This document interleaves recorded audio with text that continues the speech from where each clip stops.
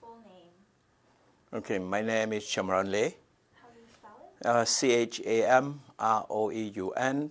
Last name Lay. Where were you born? In Phnom Penh, Cambodia, the city of Phnom Penh. When was that? 1955. How many siblings do you have?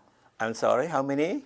Siblings. Siblings. Okay, I had 5 children. That means 3. Okay, we had a family of 5 children with, let me try to see, 1, 2, 3, with 4 boys and 1 girl.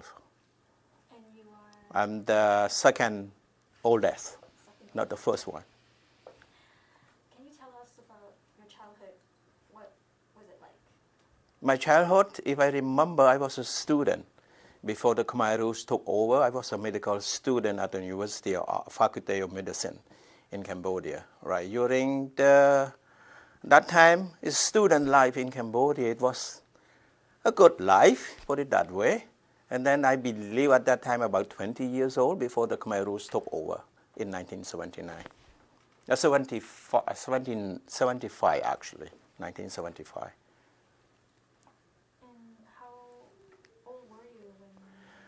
I think about 20 years old at that time, still kind of full teenager, full of energy at that time. And with the long hair, with everything, you know, at that time, the hippie season, the saying, so my life during that time, I wouldn't say it's really a high, I'm not from the really high class, but I'm kind of about average people. I can live easily.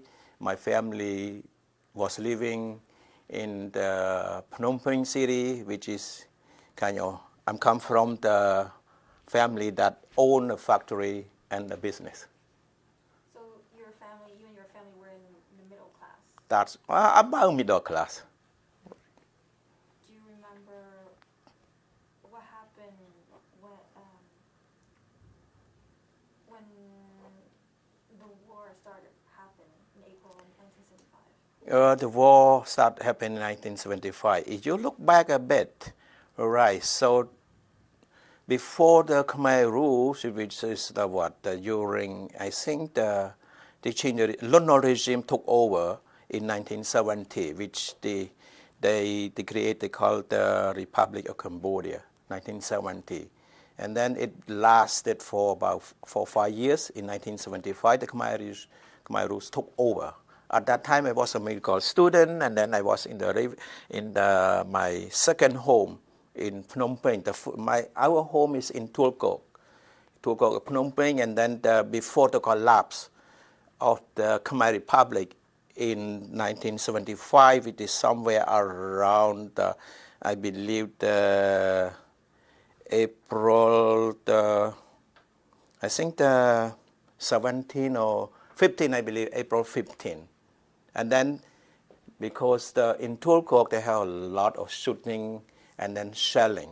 So my family decided to move to our second home, which is exactly in the heart of Phnom Penh, close to Satmai, right?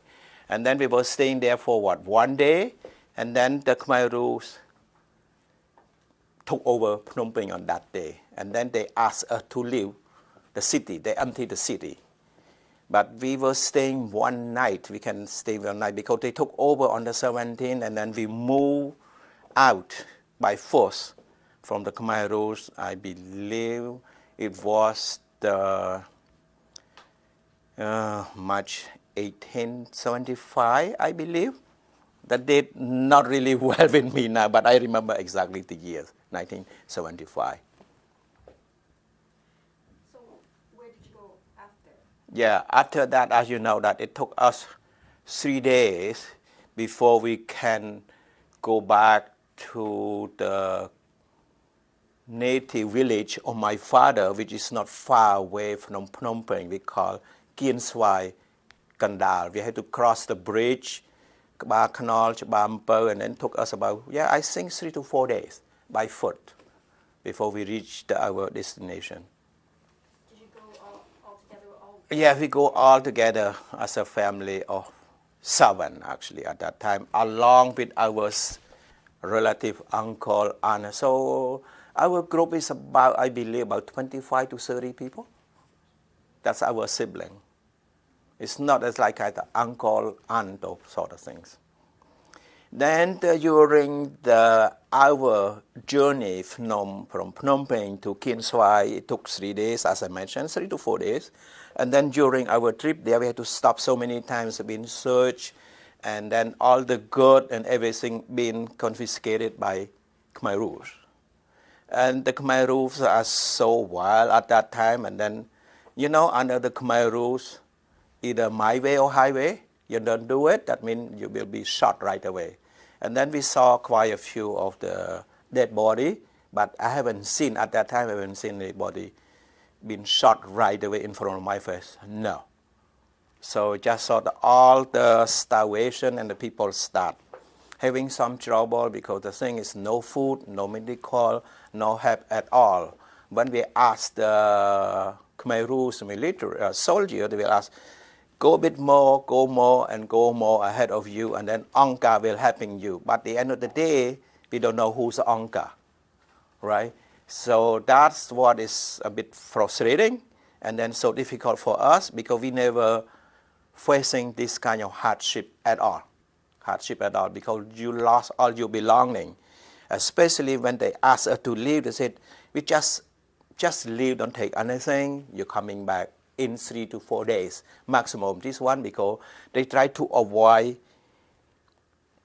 the bombardment from the US imperialists at that time. So we believe them. Even though you don't believe them, they will use the gun to force you to leave. So you just grab as much as you could, and then you're not allowed to bring much anyway. Even though you want to bring everything, you have no way of carrying. Because when you have a car, the car has no gasoline. You have to push your car. So the car becomes like a carriage that you put all your belonging and you push it because you have no more gas to drive. Right? Even though you want to drive, it's so crowded. You're talking about almost 2 million people being evacuated at the same day, same time. So the kind of, it's like, if you compare here like a highway, like completely deadlocked. It's nobody's, it took about, as I mentioned earlier, it took about 3 to 4 days.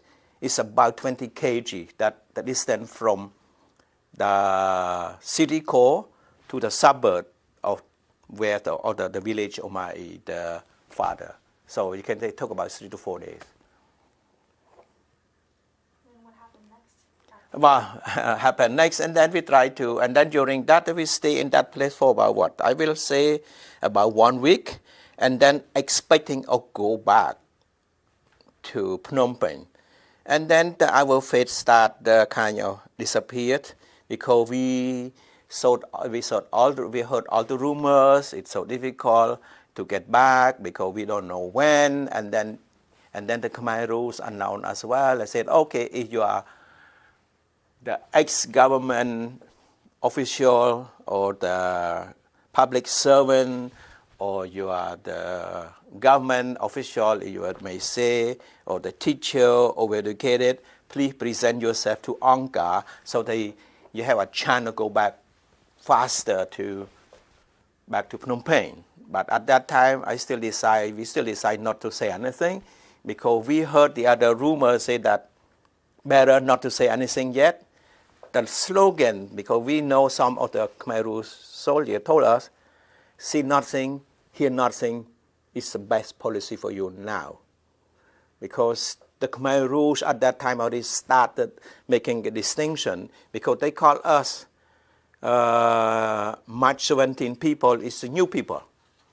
The one that been staying before somewhere out of the city, they call old people, which is mean บอกខ្មែរយើងហៅថាអ្នកមូលដ្ឋានហើយអ្នកជលៀស so you can say to make the distinction new people and old people. But for us, the city people, the city folk, they call us new people, which is in a way they perceive us like you do not support their revolution. And then as you know that the hardship start because you do have no food, it start because the food running out, no market, even the market, and then stop using the money, no currency. So everybody, everything had to be exchanged between gold or medicine. So talking about the medicine, people start to get sick, it's no medicine at all, the kid kind of die without any treatment. But for Khmer rules, they don't care. It looked like purposely they want us to kind of die that way, because they don't consider us their people, their own people, because we are new people, right? And then, because I knew that already we do not want to stay in there, so we took the boat, because at that time we pay people to bring us back to, because we want to escape to Thailand. Because we know that if we went to Vietnam, Vietnam is still under the communist regime as well, because Vietnam will be collapsed later on. And then we took a boat across the river, because it's not a river, it's a big kind of the what, Tonle Sap actually. We cross Tonle Sap, go to the other side, I think this time on the east side of Phnom Penh. And then we were staying there for another week. And then we walked for about 20 kilo. And then as you know that, everything that we own, start losing it, because we become kind of exhausted by traveling, by foot. And then everything had to be by foot. You don't have enough food, you don't have anything, so become kind of exhausted. We just want to reach our destination, which is far away. If you want to reach from Phnom Penh to Thai border, will take about 300 something kilometers. If you just walk like that, it will take you maybe a month or two. But the thing is, the Khmer rules won't allow you to go anymore. At that time, I think after about, I believe about a month only after the day they empty the city, and then they stop us from going anywhere else. So this one, we stuck in, we call the village of, what they call the Akakao, which on the other side of the city. So we stayed there for another month. And then somehow we said, okay, so we cannot go back to the eastern of the country, so we better go back to the south. So we took another boat, come back to the same village again. So it's kind of around a circle. So we went from Phnom Penh to the south end of the city, then go to the east on the city, and then come back. So we end up in the same place where my father was born. So the same village that we are staying at that time. So then the Khmer rules start send you to the rice field. At that time, because I was 20 years old, so I belong to, they call a youth mobile team, which is go everywhere. This one guy, you never stay in one place. You always separate from your family. At that time, I'm completely separated from all my siblings, everybody already. So that's a hardship. That's really so hard for us. We become like, especially hard labor.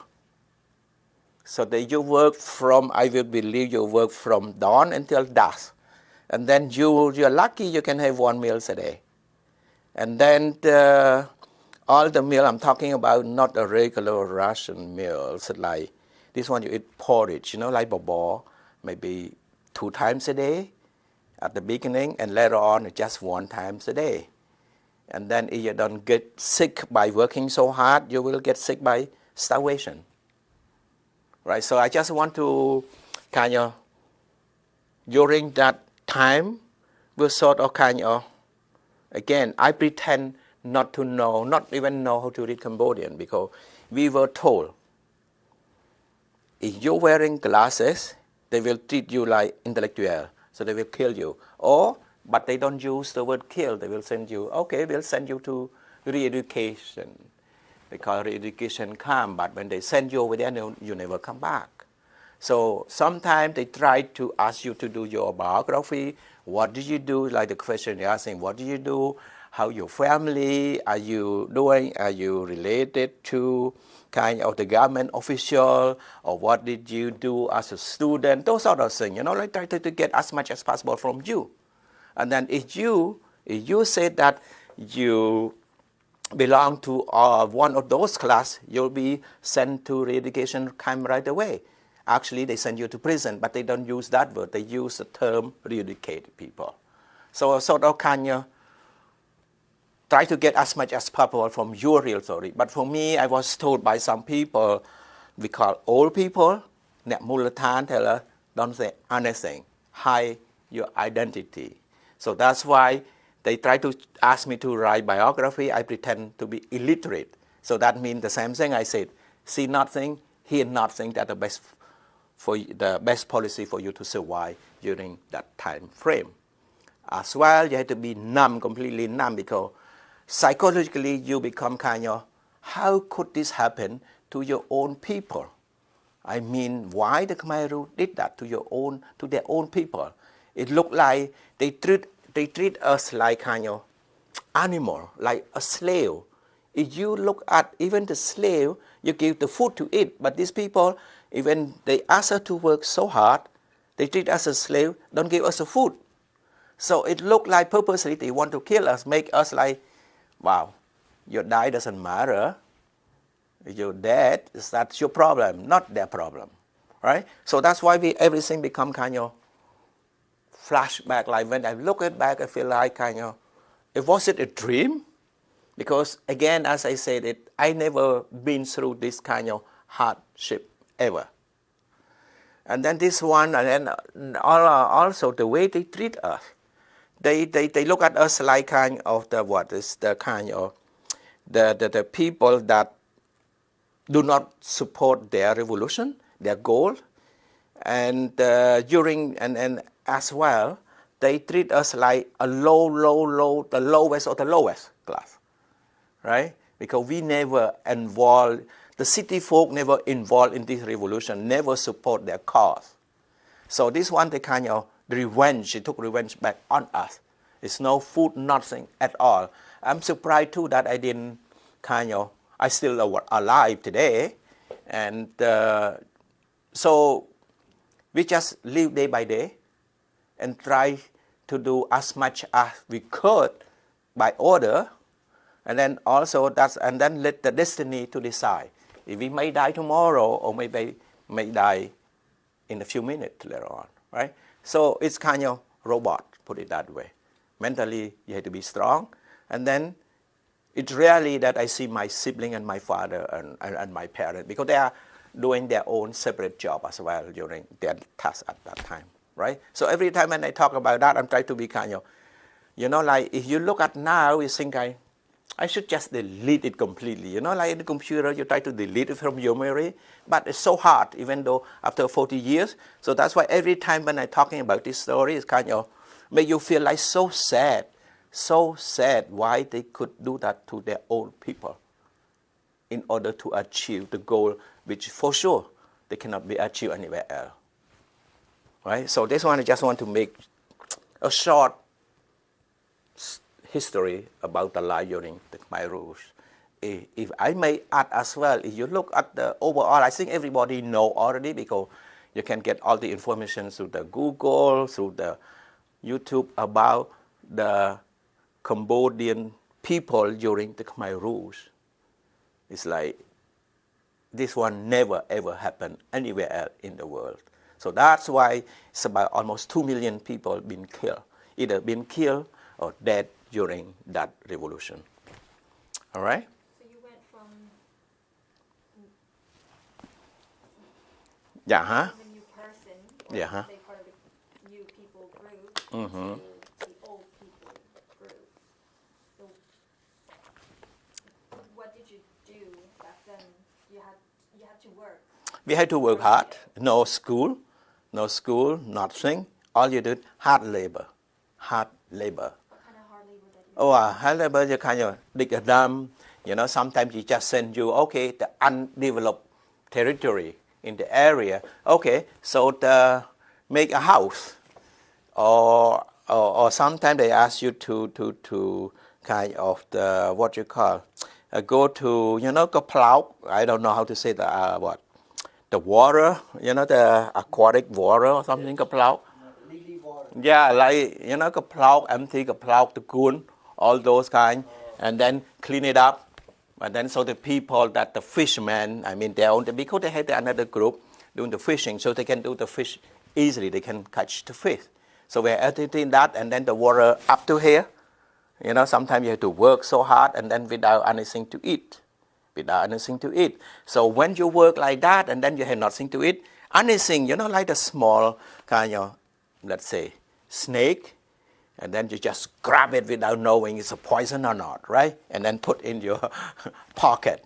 All you have only, during that time, what you own is only, I believe, only one spoon, and then one pen, and a shirt, and one grandma, like a scarf. That's only one. And then you never stay in one place more than, I would say, 1 week.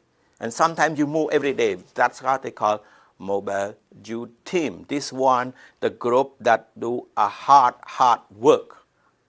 A hard work. They never send you to the regular field like a rice field. No, they go you to the place that never been developed. You're going there to build a new rice field, or you're going to unroot the tree in the jungle. And then with bare hand, most of the time with bare hand. And also if you dig the dam, you have to carry the dirt on your shoulder you don't know how many thousand trips every day that people doing that. Obviously, under the sun, no food, people may die, just drop dead. And then if you're sick, you cannot pretend they all say that you pretend to be sick because you did not want to work. So they don't give you a ration, they don't give you the food to eat either. Because they say that you pretend to be sick, even though you are sick. So you have to work. And then if you look at the lady during that time, hygiene, don't talk about hygiene. Most of the lady is no more period at that time because of the hard work. Hygiene, we don't talk. And then we sleep in the, what you call, in the common area, and then we eat in communal. So with a bowl like this, and then you stay online, go to the kitchen area, and then they give you probably 1 scoop of porridge, or 2 scoops of porridge. If you're lucky, you got 2. Once in a while, they may give you a rice. But that one will be a luxury. So imagine you eat only 1 meal a day and work from dawn to dusk. So what kind of energy do you have? So you can jump to the conclusion that they just want to kill you. Rather than they shoot you, they just work until you're dead. That's easier for them. They said, we prefer to let you die this way rather than kill you because we want to save the bullet to kill the enemy, which we don't know which enemy they're talking about. So, Did you, go ahead, sorry. No, what the question? I don't want to say too much on those. Every time I get so mentally kind of, you know. Are there times that you don't eat at all? We got a day or two that we don't eat at all, so we had to kind of, you know, when we sleep at night, sometimes we have to try to escape because you know that when you don't have nothing to eat, your stomach start grouching, you know, and you feel like exhausted. So as soon as you kind of going outside in the field, when outside in the field at night, still something to eat. So sometimes we went to the potato fields, the corn field, and then grab something, and then sometimes we eat things raw, you know, like potato, because we cannot cook, because when you cook, the people, I mean the Chamroeum soldier will see, because they smell, so it's so many things, but that's why the people, sometimes people improvise in order to survive. In order to survive, to improvise, find a way how to keep yourself alive. And then that risk you have to take as well. Because if you've been caught, they will kill you right on the spot, or they send you to the education camp, or they do whatever they want. It's no law. The law is kind of, it depends on the soldier. If they like you, then the law may be extended a bit to make it a bit more easier. But if they don't like you, they will just, boom, you get killed right away. When you were staying at your father's village, can you tell us what's the name of your father's Okay, Kinswai. Yeah, Kinswai. And then Kinswai is just the village, but I don't stay in Kinswai. I have to go, they send us in the remote area far away from that, which is like kind of, I think it's about another 20 or 30 kilometers out of that village. Because that one is in a remote area, like it's nothing's in there. They just send her there to work in the field. And then it's no time to return back. They let you return maybe once every few months when the task has been done, been completed. Give you a break maybe a few hours. And you are not allowed to come back. But sometimes you talk to them and then kind of, oh, I miss my parent, I want to go to see my parent. And sometimes when you come back home, you don't see your parent either because your parent was somewhere else. They work somewhere else. And then barely you see your sibling because sibling belong to another group as well. So everybody kind of divide in a different group. It depends on your age. But my age was an age that they call the age that have a lot of energy. You belong to the group that's always do the hardship all the time, right? Because they call youth mobile team, like a brigade. You know, we're a group of about 40, 50, 60, depend. My group is like, at the beginning we got about, I think 50 or 60 people. The end of the day, in a few months, you may have only 30 people left because they pass or they die or whatever reason, or sometimes they've been taken away along with their family. So, but lucky that what for us, we never tell them that we come from the family that live in the city and become a rich people or a student. So it will be kind of, we are kind of a regular worker, not in the next class. Because Khmer rules consider only two classes over there. At that time, it's only peasant, the people, laborer, general laborer, and then the worker, which they work in the specific field out there, need kind of on the trade people, a trade field kind of electrician or work in the factory. So it's nothing else, only two classes for them. How long did you stay in the village? Oh, that's why it's the mobile team, you never stay in one place, you always go from one place to another all the time. There's so many places that sometimes you forgot the name in there, and then, but as I'm saying, usually they move you around, and then, I got sick quite sometime too, but somehow I didn't completely die, but we're so skinny at that time. All you can see just like, it's like skeleton. A live skeleton, put it that way, right? A live skeleton. It's nothing. It's just like you just try to find something to eat to survive. That's about it. And then once in a while, sometimes you're thinking, oh, please God. Sometimes you wish, let me die. Maybe a bit more easier. This one like a torture, because you know that hard labor, no food, it's a torture. So it come back to the same thing, said, how could they do this again? For what? For what? And then we knew that we produce. We got a lot of rice, we can make rice, we can make those things. But those outcome of the rice that we make never seen, never been distributed to the people.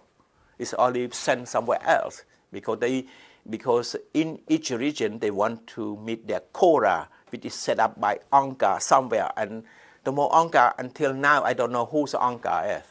That they try to hide the identity of the leader. We had no idea who was a leader, right? And then all those leaders are the people like not educated at all. All these people, for us, we consider like the lower class because it's been giving the authority to supervise the regular people. So they abuse their authority, they abuse their power, and then they took revenge. And you see here now, it's my turn. That's what they say, it's my turn to make sure you're working. So you don't need to go to school. Anything you learn at school is not practical and not applicable to what we are now. You need to learn it from hard labor and produce in the rice field. So the society completely upside down. It's collapsed. It's the reverse. It's the reverse. It's like the leadership is just the name of leadership. That's it. But it's no quality to be a leadership. Not at all. So that's why the country, that's why the regime did not last long, only 3 years, I think 3 years, 7 months, and a few days. It was collapsed. It was collapsed. And then they never trust nobody. They always have a purge among their own people, you know. Like the east side do not trust the west side. They always kind of in turmoil. They always suspicious. They always thinking people always want to revolt against the revolution. But at the end of the day, what kind of revolution they are talking about? This one is not a revolution to improve the society, the Cambodian society. This one is just the torture, that's a regime to kill their own people. From what I see, even now, I still don't understand exactly what their goal, how they want to achieve. I have no idea. So I'm still thinking this regime was want to kill our own people. 2 million, don't forget, 2 million people been killed. At that time, Cambodia was only, I would say, 7 to 8 million people only. At that time, 40 years ago. Imagine 2 million people have been killed. Most of them are well-educated people, people that run the country. So that's why if you look back now, all the survivors during the Khmer rule, it's no school. Because some of the people grow up during that regime had no school. And then when they come to start to rebuild the country, we don't have any well-educated people that run the country. Because it's been kind of wiped out by that Khmer rule regime. If you look at back like that, you see here that's the consequence of that regime. The Khmer rule completely wiped out almost one generation. One generation. I'm lucky I'm still alive because I was a student at that time. But 90% of the people, even wearing glasses like you guys, will be killed. No question to ask. No question asked. So you can see the difference. If you compare to the Vietnamese do not kill like us. So they still have a lot of well-educated people to run the country. But for us, no. Because they know these educated people, they are doing what? Entrepreneurship people. This one, a kind of, what you call, they will say that these people look down at the peasant people, the poor people. They are the one who manipulate those people. That's why they hate the rich people or well-educated people. Somehow that's why they say this one, the revenge of the Khmer Rouge toward the other class of the Cambodian. But they should understand this is the class that help bring up the country, that lead the country. Because you cannot live, you cannot have only one society that no education at all. You must have you see, people have the different kind of class for sure. Educated people, the laborer, in order to build as a team. You cannot have just a team like don't know nothing. You need a team leader to bring your team to reach your goal. So that's why at the end of the day, I still don't understand what their goal they want to be. All right? So this one, the kind of samurai has been 40 years ago, I believe. Let's get back to the village. You mentioned that sometimes you didn't eat at all, and when you don't have food, it's a sort of a torture. Did you ever get tortured by personally, no. Personally, no. Because, you know, I'm a kind of, what you call, the guy know how to kiss. If you want to use the word kiss ass, kiss butt, because sometimes I have to make friends with those soldiers. You know, like, you have to kind of treat him like their boss, right? Flatter them a bit, praise them a bit, in order to survive at that time. You know, that's why they said, sometimes you think that, how could you do that? But you look at the circumstances. You do that. You praise the people that you hate the most in order to survive.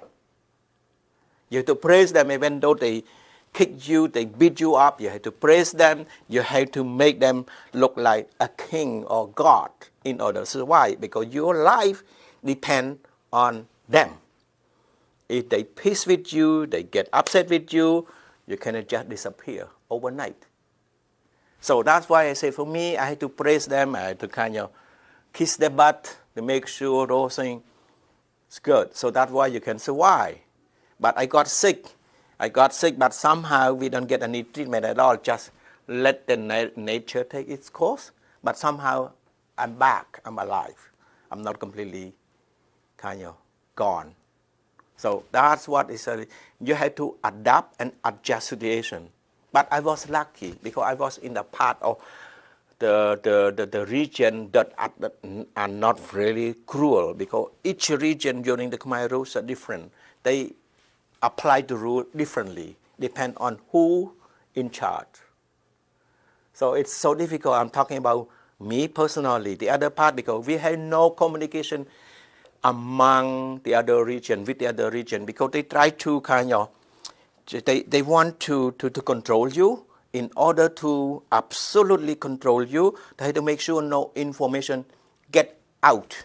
So that means people from each region cannot communicate with each other. They don't know what's going on the other region, and then vice versa. So they try to, this one the kind of a prison without a wall. A prison without a wall. You cannot go anywhere without permission unless you escape without telling them. But if they caught you, dead for sure, or torture.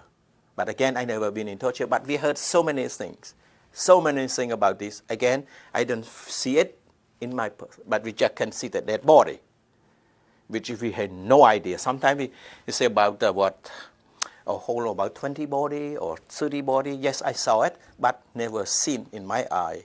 They kill people on the spot. So. At one point when you decide to leave the village, did you? I didn't decide to leave the village. I think at that time, this one you're talking about in 1979, when the Khmer Rule regime collapsed. Right? So the Khmer Room collapsed, and then we went back to our village, which is where my parents were, and then we know that, at that time we know that we lost my older brother and my youngest brother. So we say only three left now, only myself and my brother and another younger brother and one of my sister, and then my parents. And then we lost quite a few family, which is like the cousin, the aunt, those sort of things. So all the population, or Cambodian population, has been affected by this country. For sure, if you ask any family, we lost a minimum of about 5 people for each family, minimum, or sometimes completely wiped out. Then at that time, and then now if we move back to 79. So 79, that means the Vietnamese, they start taking over to control the Cambodia. So the Khmer Rouge collapsed. So everybody tried to went back to the city, to where they used to be. So for me, we went back to Phnom Penh to look for our house. But our house been kind of destroyed, half already. So we got another place to live during that time. And then at that time during we call is it Cambodian Republic something? Campuchia, you know, they change the name quite often. Every regime for 5 years, they change so many. Not under the control of the Vietnamese, because the Vietnamese claim to come to help us, right? To throw out the Khmer rules. So for us, we keep praying, oh, please, someone please help us. We cannot survive any longer. Because if we let this Khmer Rouge regime the control the country for a few more years, for sure, the people will completely wipe out the Cambodian people. So in a way, the Vietnamese took over, invaded Cambodia at that time for their own good as well. So I don't want to go on that side as well, but I'm talking about my life. So we went back to Phnom Penh. And then at that time, and then I'm start seeing, and then at that time, because now they start to rebuild the country, but don't forget, under the Vietnamese control.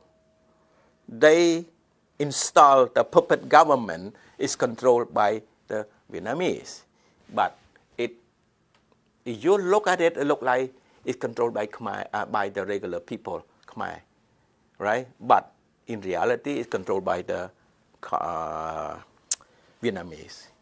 So, and then at that time, I said, yes, I do speak some French, I do speak some English, because again, as I said, I was a medical student, I was educated in French at that time. So, and then they announced, okay, anybody speak French or has some education, come back to work with the government. So I present myself, so I worked a few months in the foreign affair at that time. Foreign affair with the Kasung Kabote at that time. So a few months during that Khmer under the Vietnamese control. So because at that time we have a Russian people. I don't know you still remember the Russian at that time, because Russian still control Vietnamese at that time. So the Russian do speak French, I speak French, and then also I speak broken Vietnamese. So I learned that language a bit fast as well. Then Khmer. So I working with them for a few months during that period. I haven't thinking of leaving the country yet. Just said, okay, so those few months, it's kind of chaotic, because even though it looked like a civilian government, but actually controlled by military. The military, the Vietnamese military controlled everything. Right, so working with that, and then unstable. Eat food not too bad compared to the Khmer rules, but still not sufficient, because the people now, again, you can see they start to rebuild. After almost 4 years under Khmer rules, everything completely gone. The city kind of what you call like a ghost town, was a ghost town. So now people went back to the city, start to rebuild, no infrastructure, no running water. It's the toilet, everything kind of, you're talking about the city was less empty for almost 4 years. So I had to rebuild. And then the government has no money. The Vietnamese did not build much at that time. So it's kind of rebuild, but under Vietnamese. So, and also at that time, the Vietnamese start doctrinated their policy by, first of all, education. They said, okay, all the Cambodian education, all the education system, the school had to teach Vietnamese, had to learn Vietnamese. Right. Then also everything had to come from Vietnam, everything had to be approved by Vietnam. And then the end of the day I sing, and then after working with that, and then everything fall under control of Vietnamese, and then I feel like, oh, another communist regime. As you know that, Khmer Rouge communist regime. And now, another communist regime. Would that be the same like the Khmer Rouge? That's the one really pushed me to get out of the country. Starvation is not too bad, but when you survive the starvation during the Khmer Rouge, under any regime still better. Because at least you get something, you got some freedom. I'm not really freedom like we are in here, freedom, a certain like you can go here, you can go there, but it's still under scrutiny by the soldier. But the really thing that really pushed me to leave the country was it's under the Vietnamese control, and then the Vietnam regime it was a communist. And then the communists reflect back to the Khmer Rouge. Right, so that time that I said, I'm enough. I said, why Khmer Rouge? I said, why these people for a few months? Then I decide to leave Phnom Penh. I sing sometime in September. I think I stayed for, but yeah, because the Vietnamese took over in January. I think January 7, 2079. And then I left. I worked there for a few months, and then left somewhere around September or the end of August 79. And then I fled to Thailand. So that's another journey which is you have to do. So I took the train from Phnom Penh City to Battambang. At that time, the train is kind of run. It took, I think, 3 days by train because the train run, stop, and stop because the railroad is kind of broken everywhere, right? And when I believe, and then I reached Battambang, and then also from Battambang I had to find a guy to bring me to Kavidang, to Thailand, because at that time we heard, they do have the refugee come in Thailand which help us. It's called to settle, at least give us food. We had no idea they will bring us to the third country. All we do just, we had to make sure, we said, it's better over there, at least controlled by the UNHCR, right? And then we are going to have food, and then we'll figure out later on.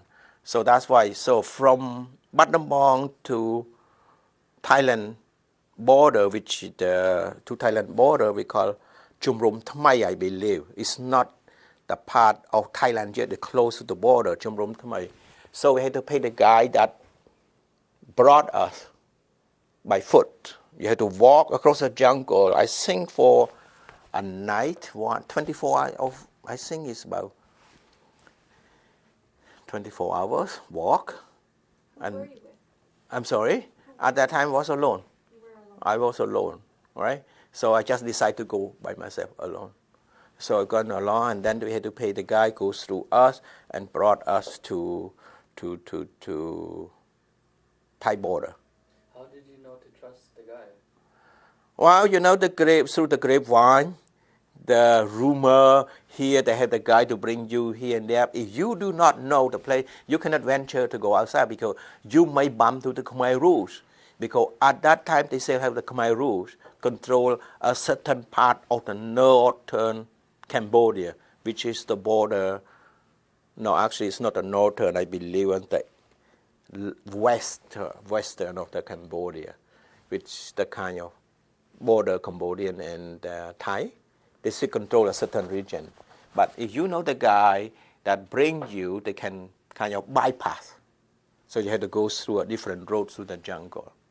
Did you have to hide your identity at the time? At that time, I don't have to hide the identity. We just didn't tell. I just tell my boss, said that, I'm going to Battambang for a few days. We didn't tell them that that I want to leave the country. My identity at that time, they know I was a student because they know I speak French at that time, right? So I just didn't tell them the truth of my intention of leaving the country. Said, I'm going to Battambang to see if few things is working out or not. So that's about it. And then took us about a few days to arrive in Kavidang, a refugee camp. So that's the short journey. When you arrived at Kavidang, Mm-hmm. you described how it looked like you got there. You mean in the life in the refugee camp? Yes. That's another dilemma.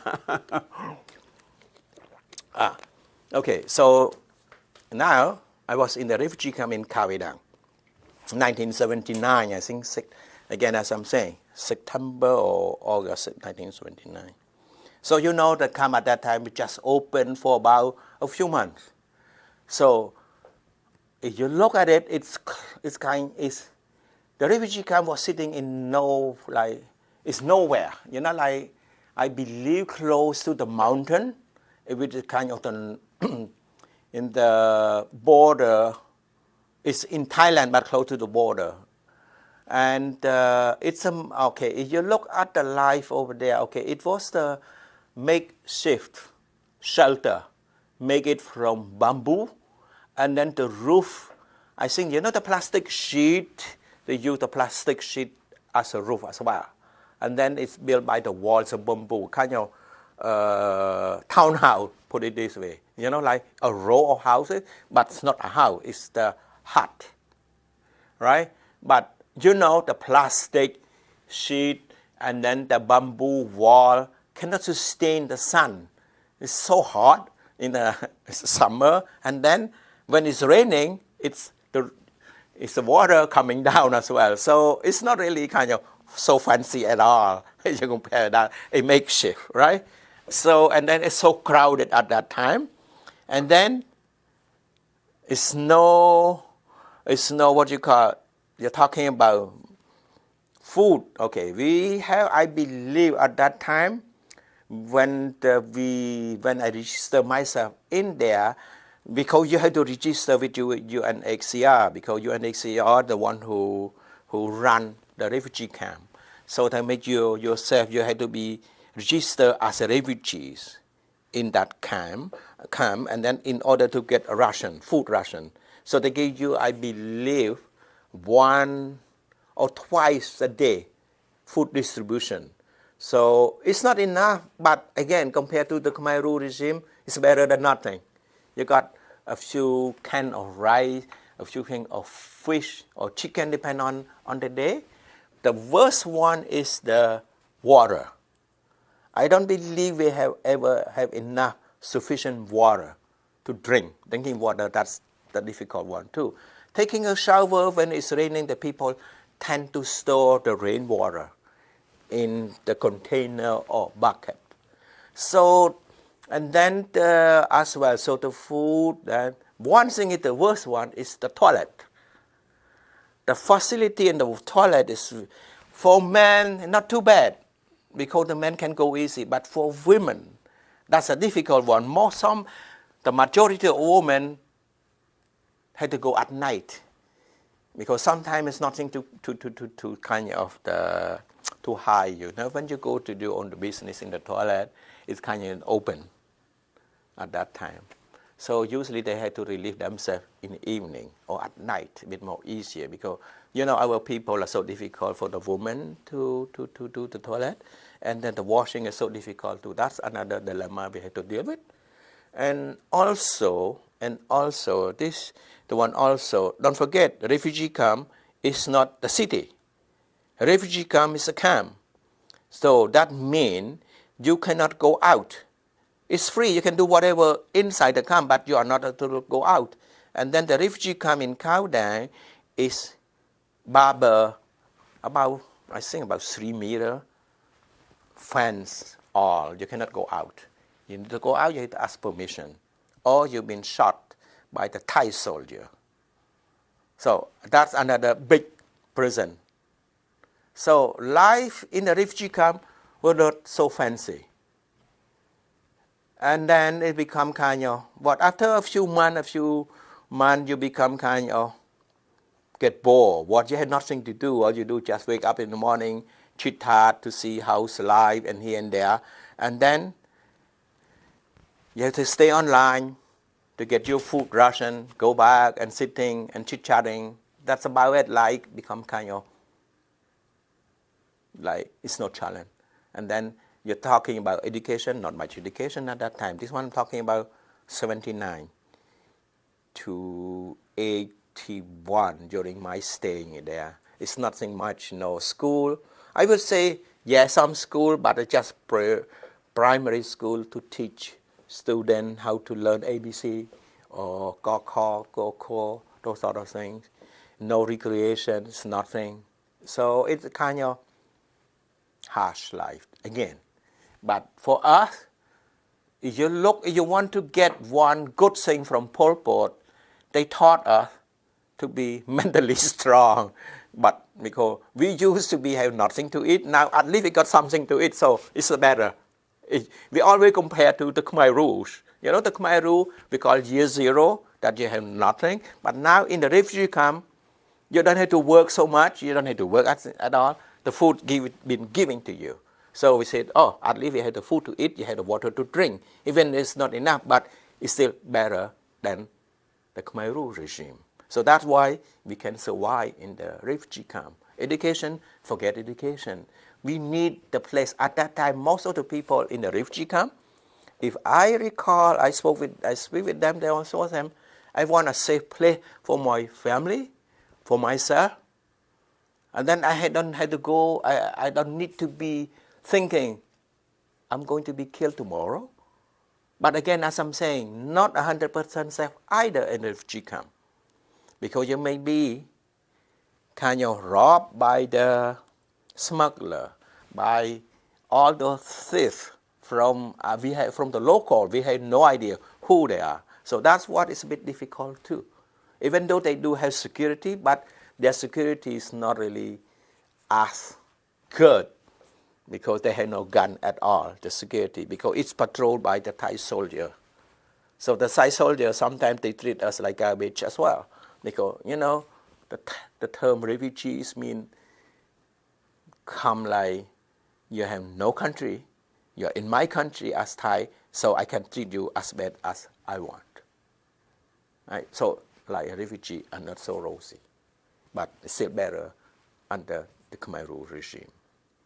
So that's what is the short. For me, at that time, wasn't bad for me, myself. But for our people, it's so bad. Because they have bigger family, they had to ration their food. But for me, because I was working as well, at that time I started working early. I was in charge of the medical ward at that time because I was a medical student.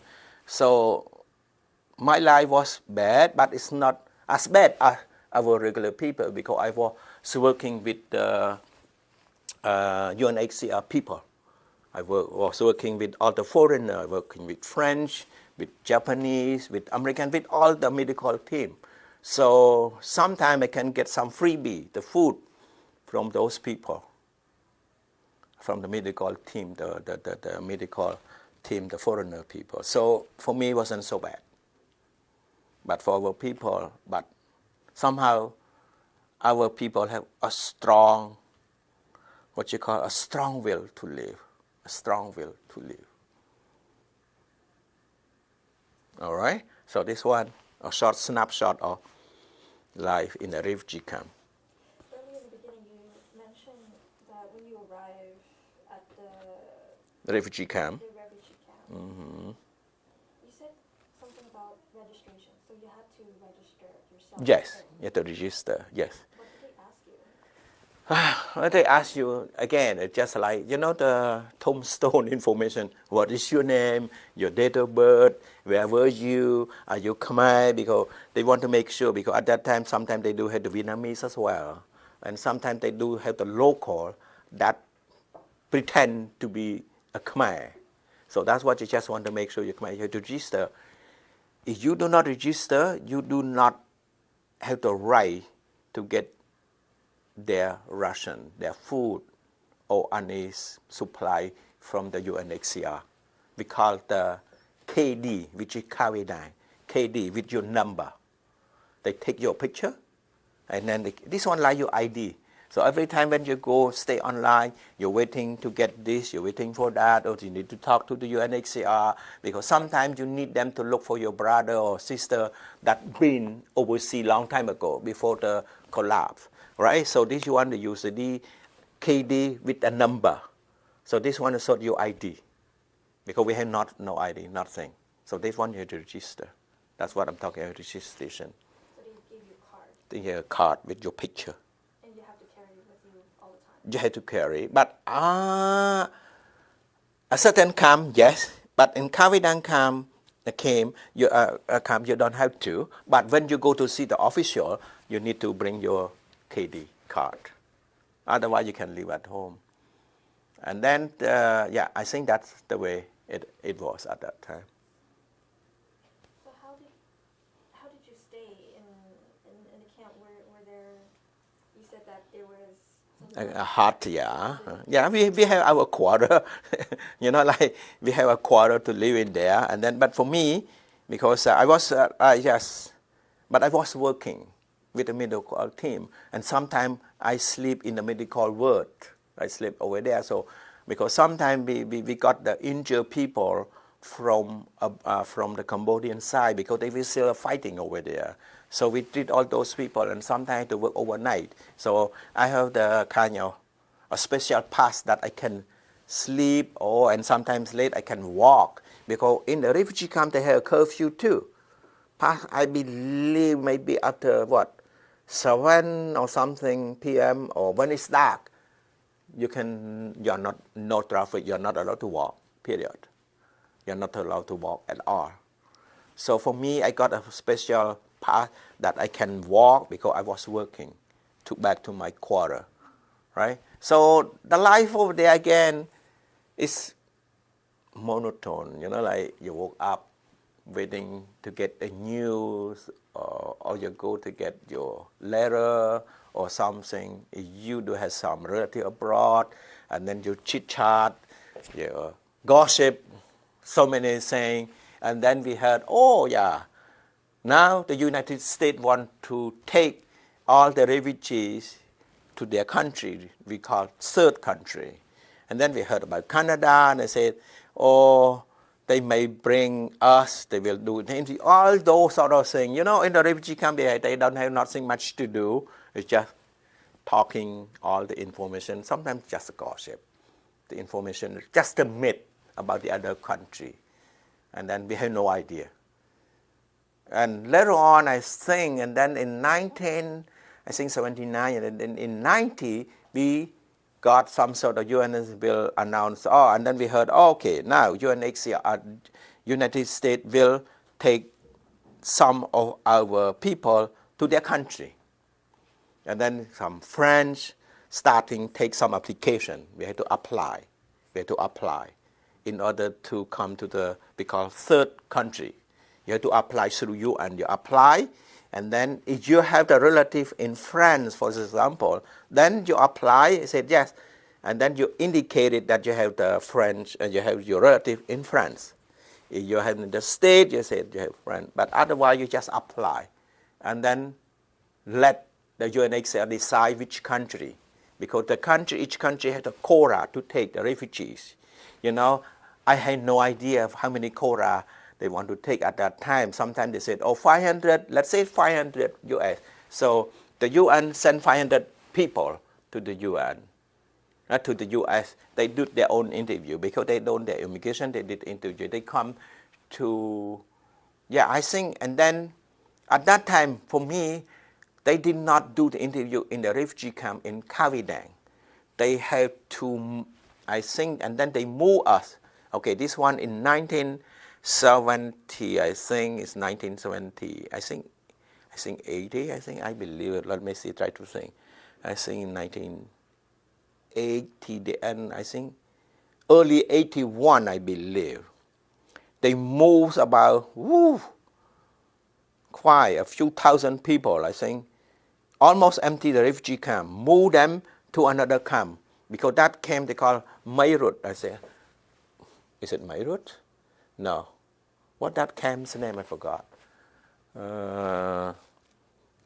No, not Mayrut. They call, I forgot that name. They call, not a transit. This one they call a processing. Chonburi. No, not Chonburi. Before Chonburi. What you call before Chonburi? They move Kavidang to another camp. Srakau. No, not Srakau. I forgot the name. I stayed there only for a few months. They call processing camp. So they move all the people, quite a few, a lot, I would say, maybe 10,000 people move to the processing camp. So a different camp. So they move us over there. So that's why they set up, they do have the immigration from all the countries that want to take refugees.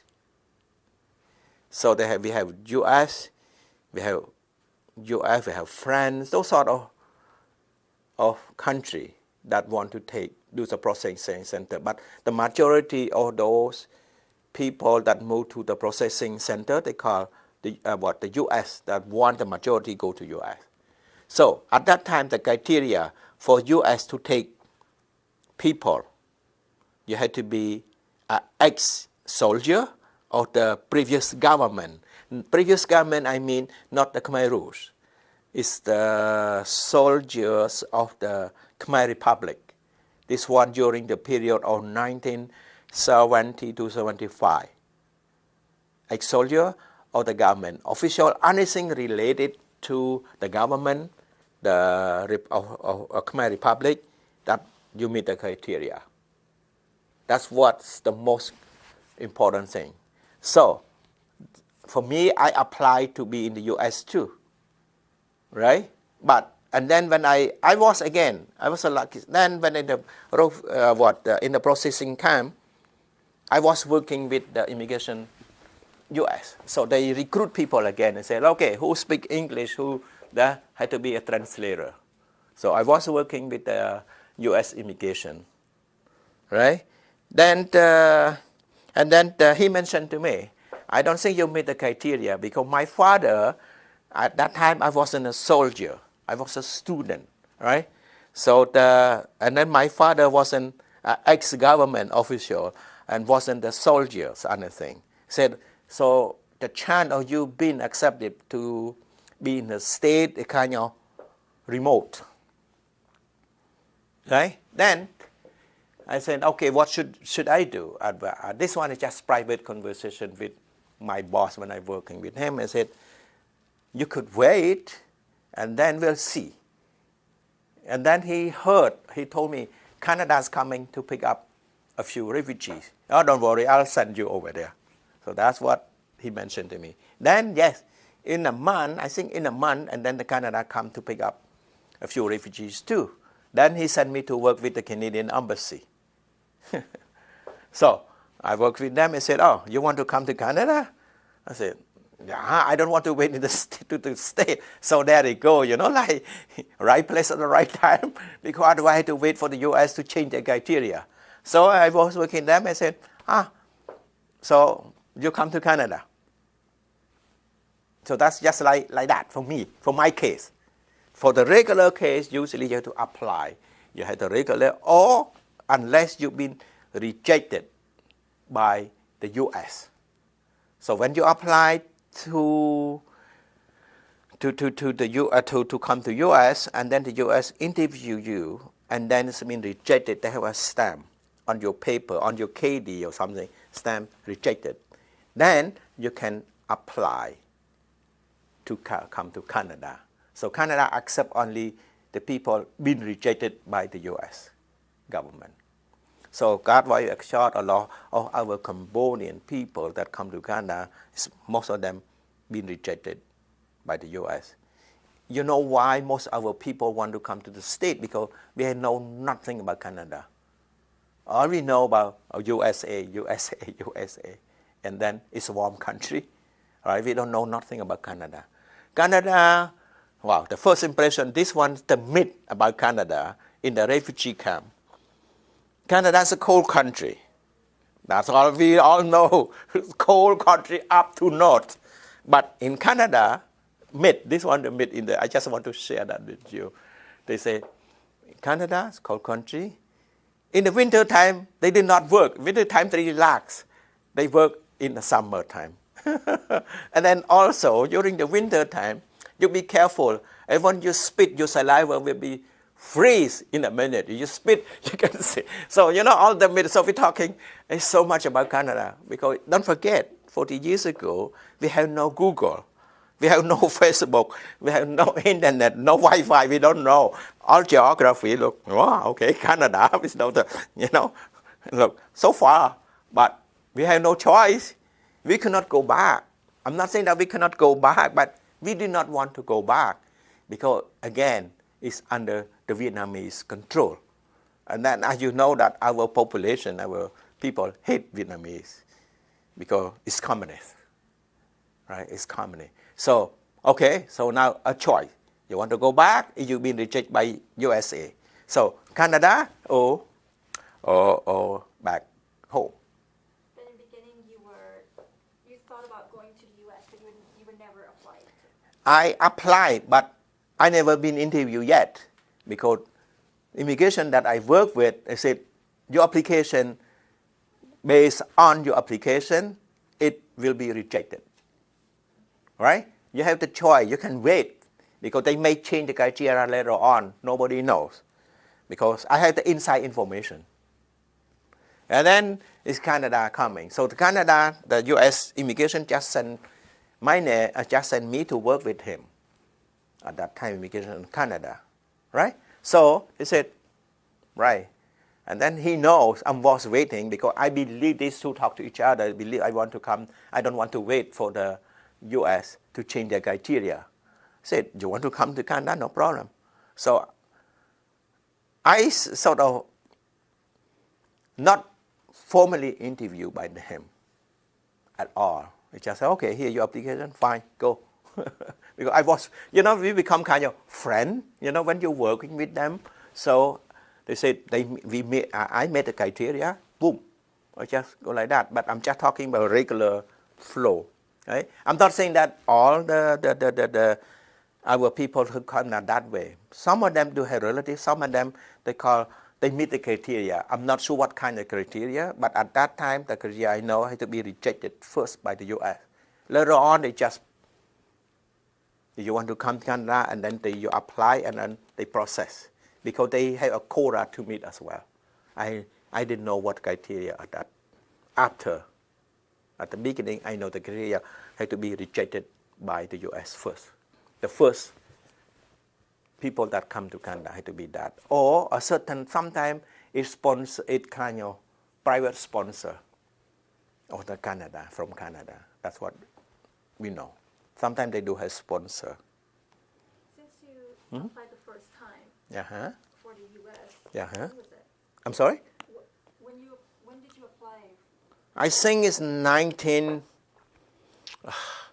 it's not really a real date, because you see here, usually when you register with UN, a few months they said, okay, if they do have some sort of application, if you have a choice, which country you want to go. Like at that time they done, all the international, all those countries haven't decided to take any refugee yet. But the UN is sort of prepare, like, okay, you have the choice. What third country you want to go? You want to go to US? You want to go to France?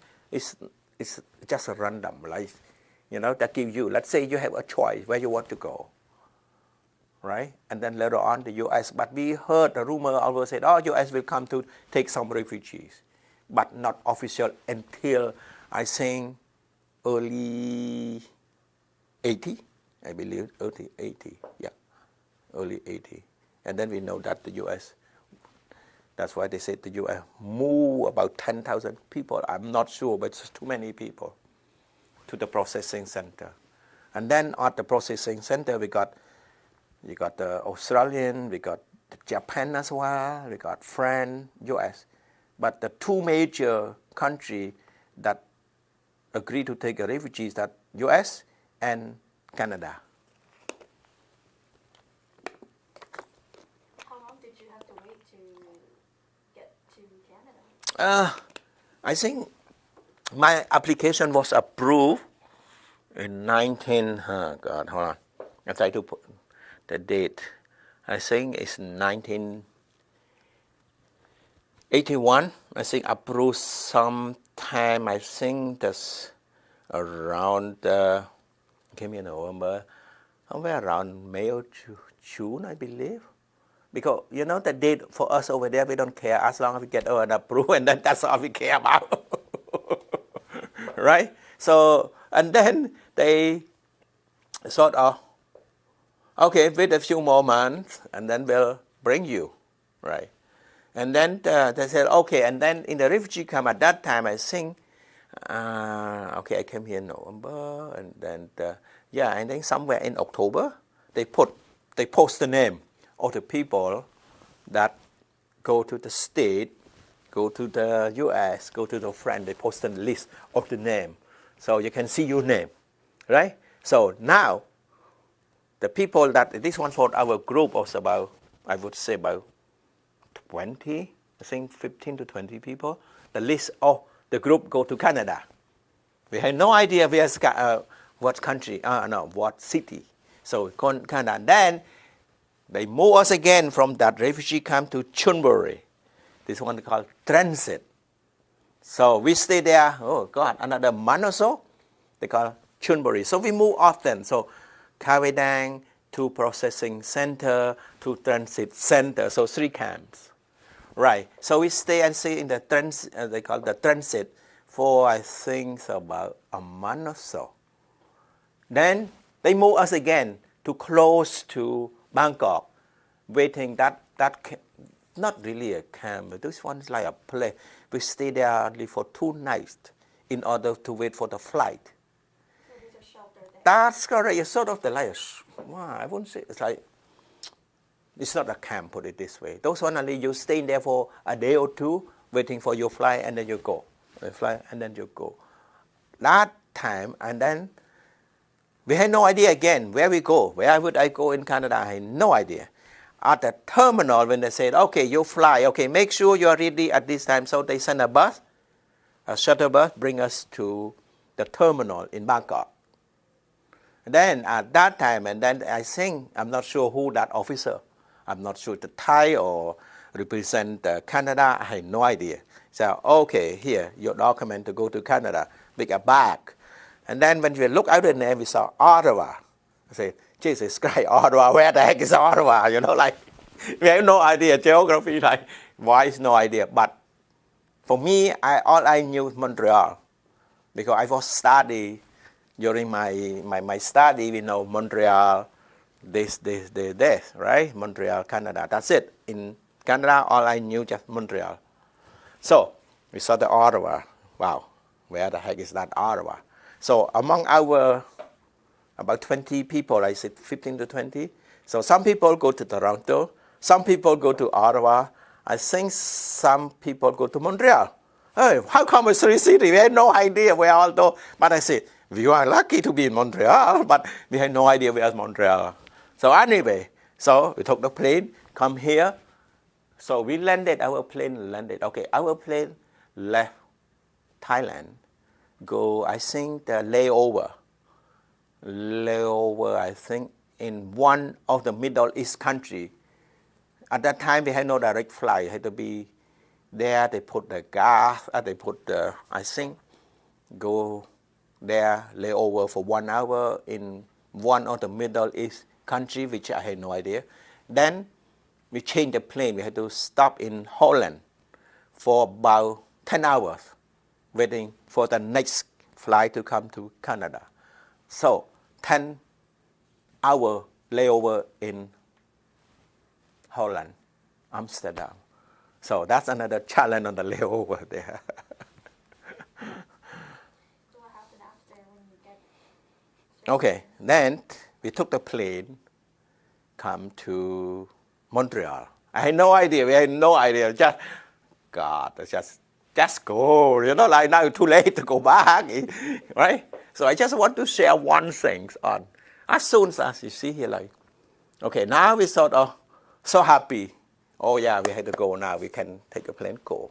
So as soon as we are on the plane, myself on the plane, and then another question raised in your head. I said, Jesus Christ, I left everything now. The country that I know.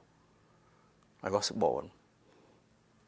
Give me a peace, give me a turmoil, everything. And now go to the country that I don't know nothing about.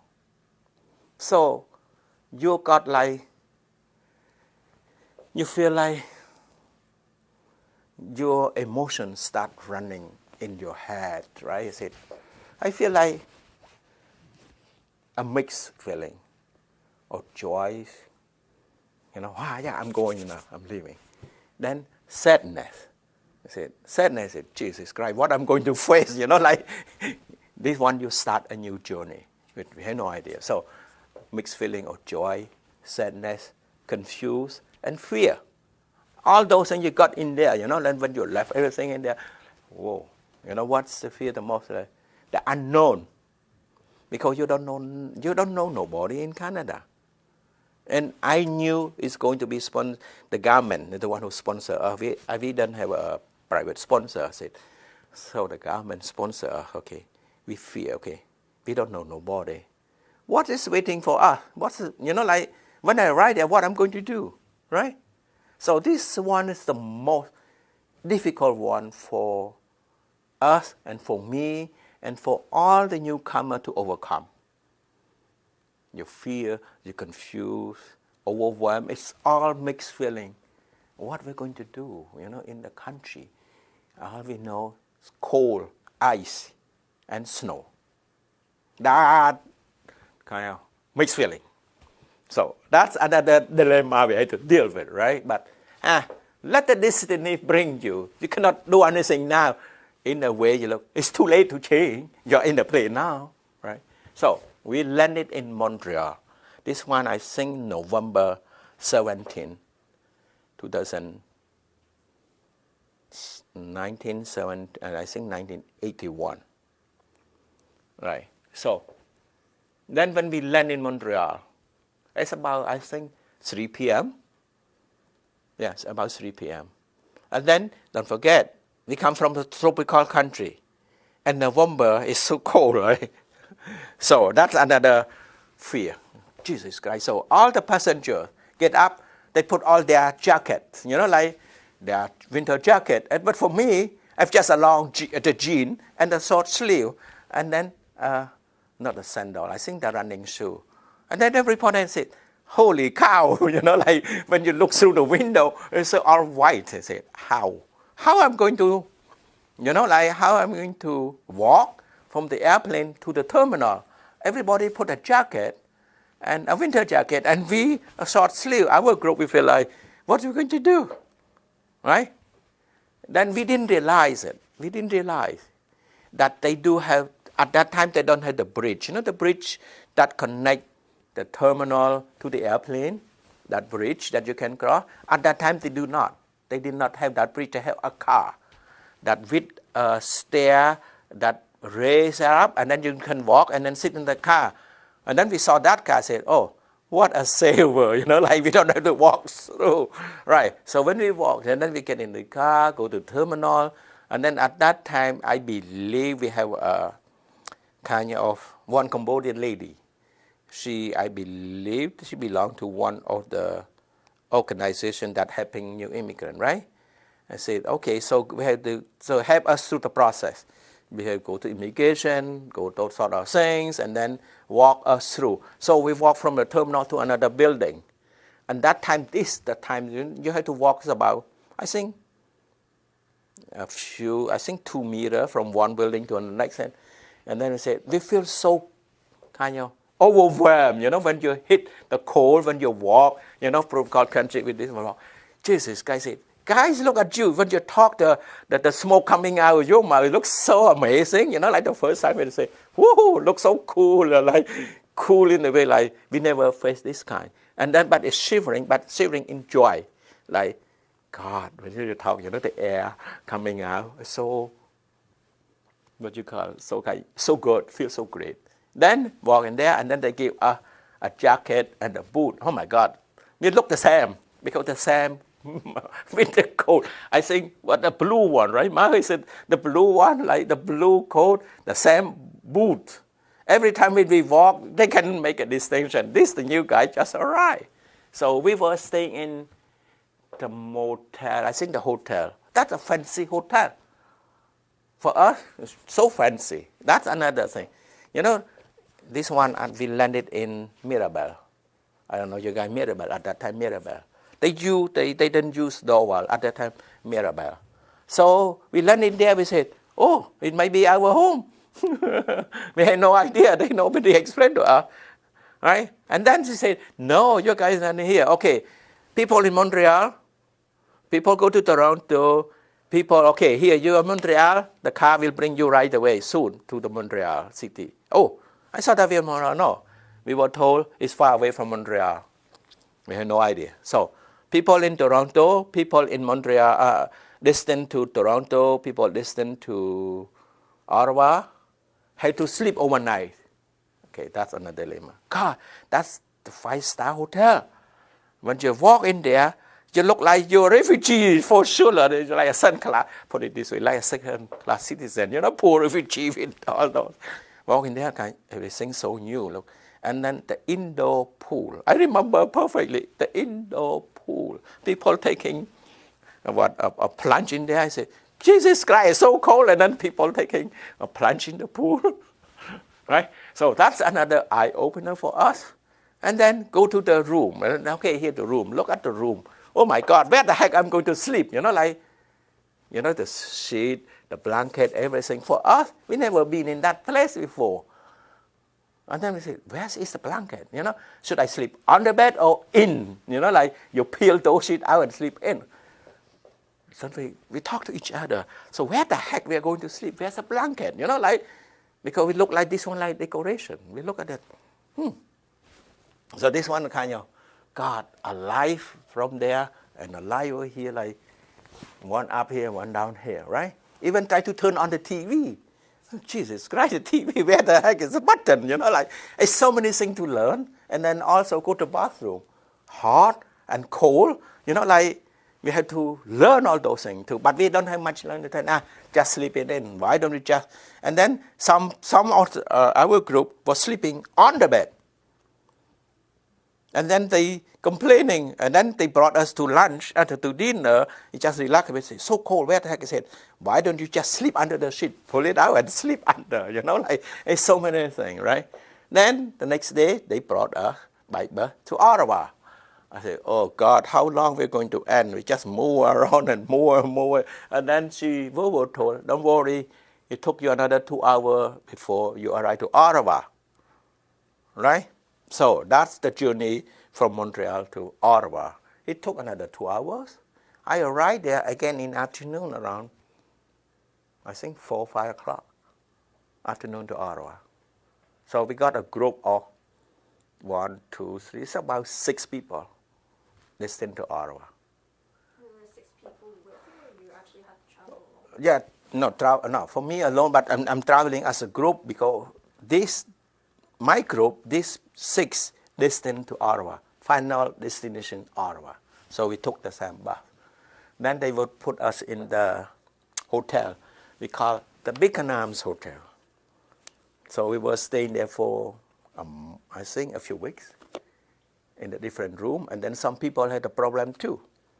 Elevator, how to use the elevator. And then they don't know their room. Because, so when I walk in there, I think immigration officer, the one who go to greet me and then bring me to the hotel. So he did all the registration at the hotel and then give us a key. Here's the key. And they give the key, let's say, I don't remember, they give you a key, like your room number 2040, let's say. Jesus Christ, where the heck I'm going, that elevator. And then he disappeared. And then, so who the heck I'm going, where the heck I'm going, 2040, which room, elevator. And then we got kind of, no orientation again, I said. Okay, so we kind of hang on in front of the elevator. And then the other guests at the hotel asked, where do you want to go? So you have to understand.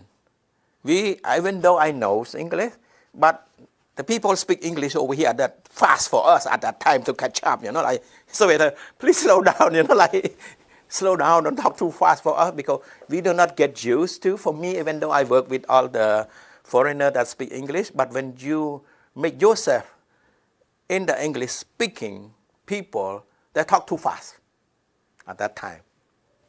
Talk too fast. So they said, where would I go? He said, then that guy saying to him, he explained to me, okay, when they put 2040, the first 2 digits usually the floor number.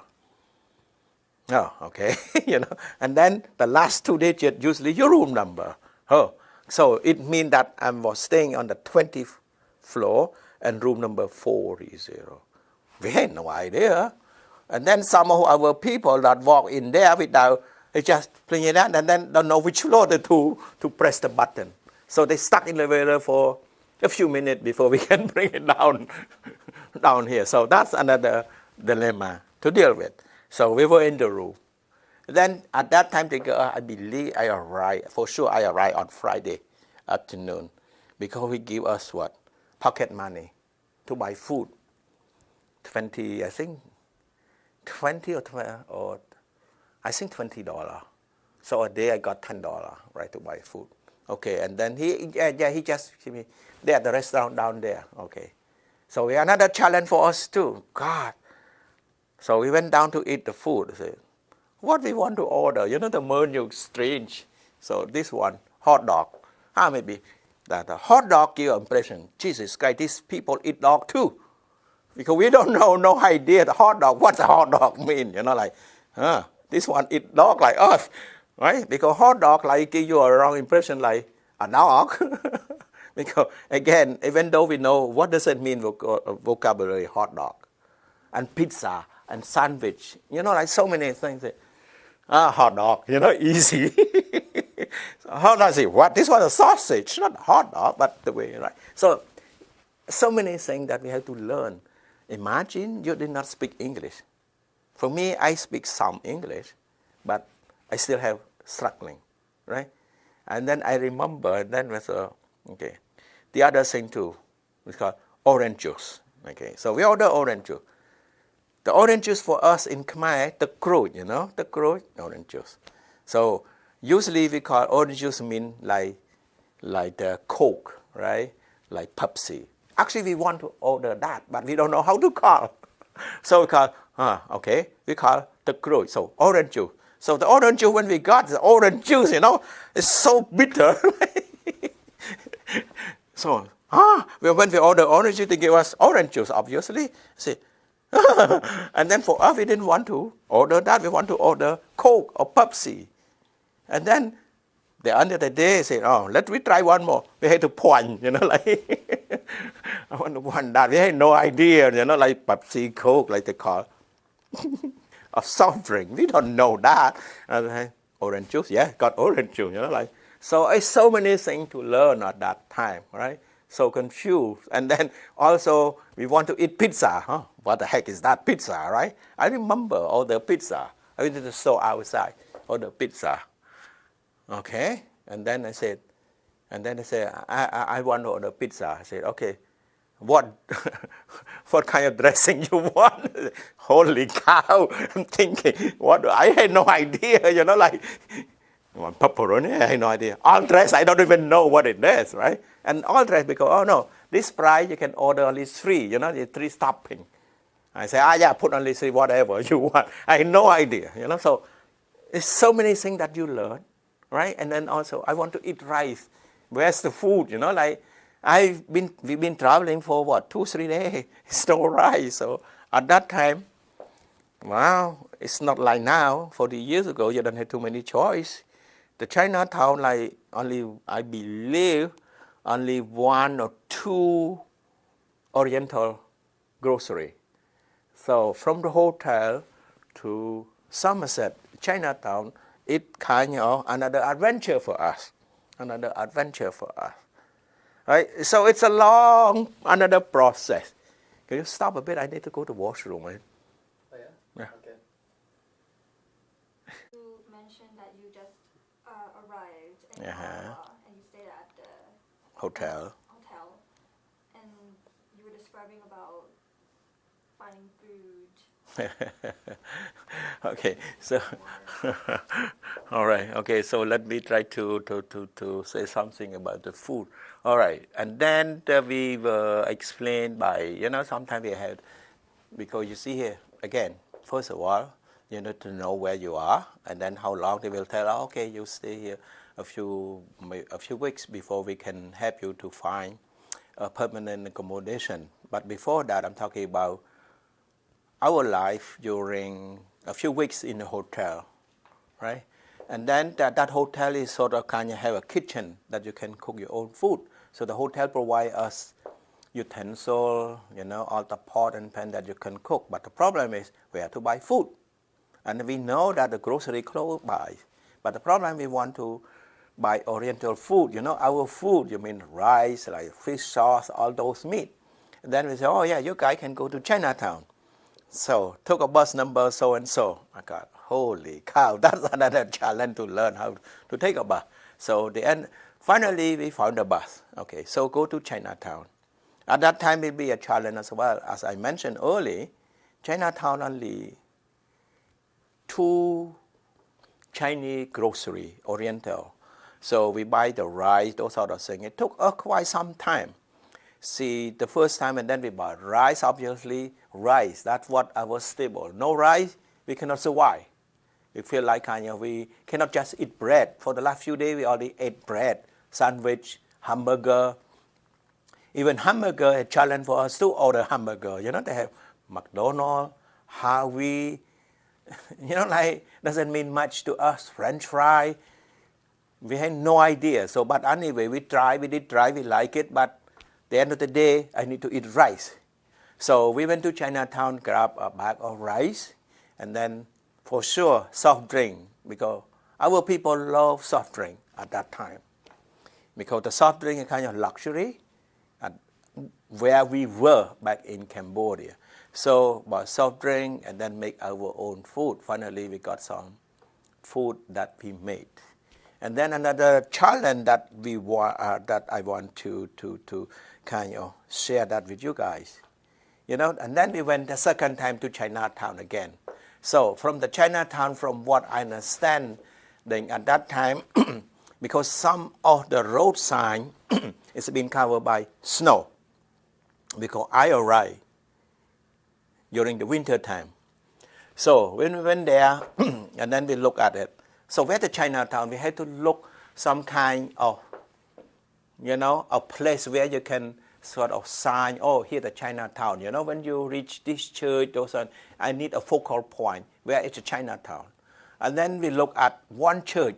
The church close to Chinatown have one church with a cross on the top. I said, oh, as long as we took the bus from the hotel and then it reached that church, the Chinatown only one stop away.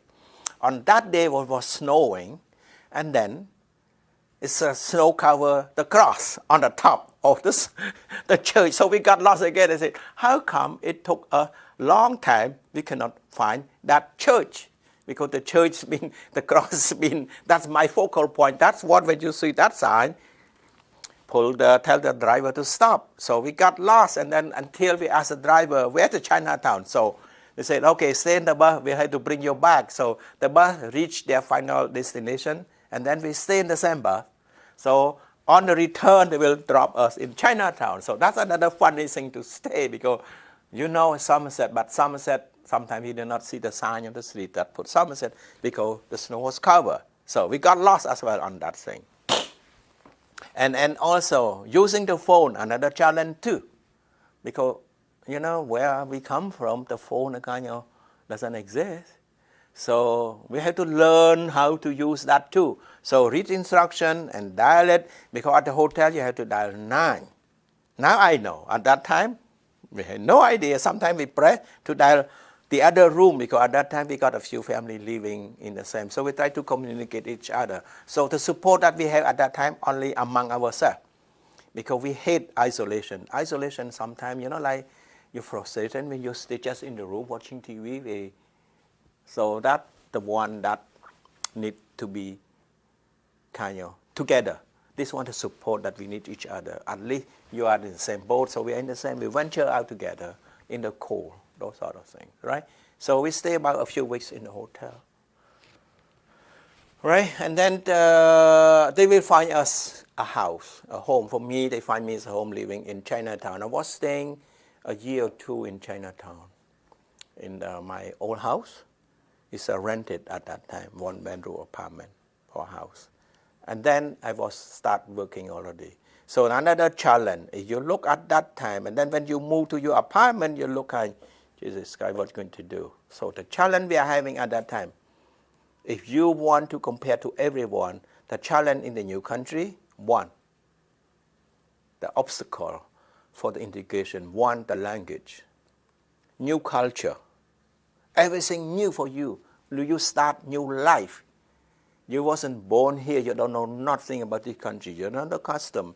You don't know the structure. You don't know how the system works in here.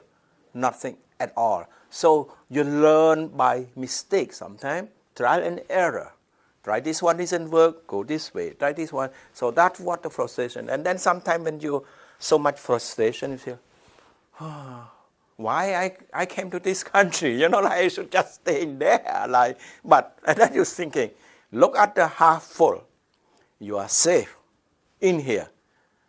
You have at least some money to buy food. It's not a lot, but you have something to kind of, to live in this country. Plus, we need a social network because we cannot integrate into society without knowing no one. But at that time, how am I going to get in touch to build up the social network when I'm just new as well? And then my English wasn't good at that time. So only us in here, only the Cambodian refugee that were in the same situation as I was, that the support, the social support that can help us to navigate, to kind of give us some strength to go through all this hard journey. That's the one I think that's what I mentioned. Usually we try to be Thai, close to live together, close to each other. This one support.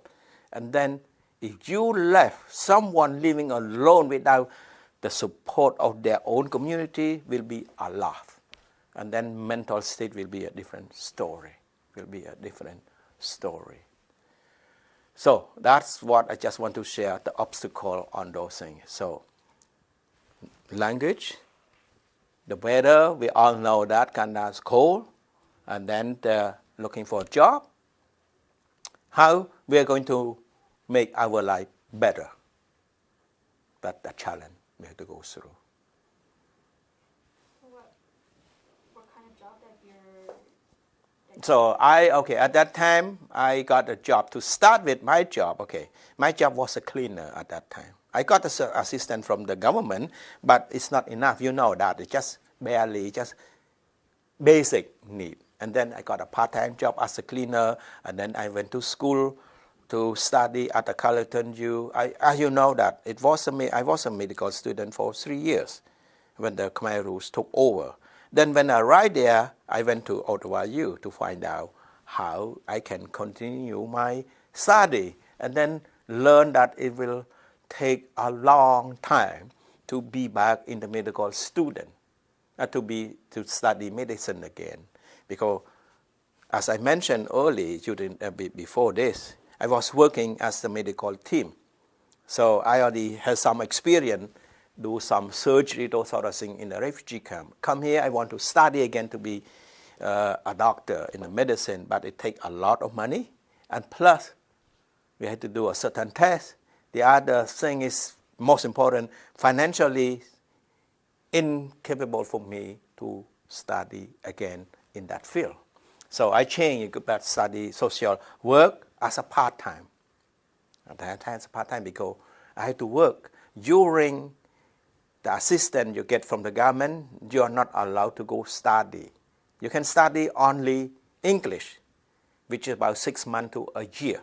That was the criteria where you are under the government assistance income, right? So I had to work part-time and study part-time to start to rebuild. We have to think this way. Now, our life become like a baby. The baby, when they were born, they cannot start running right away.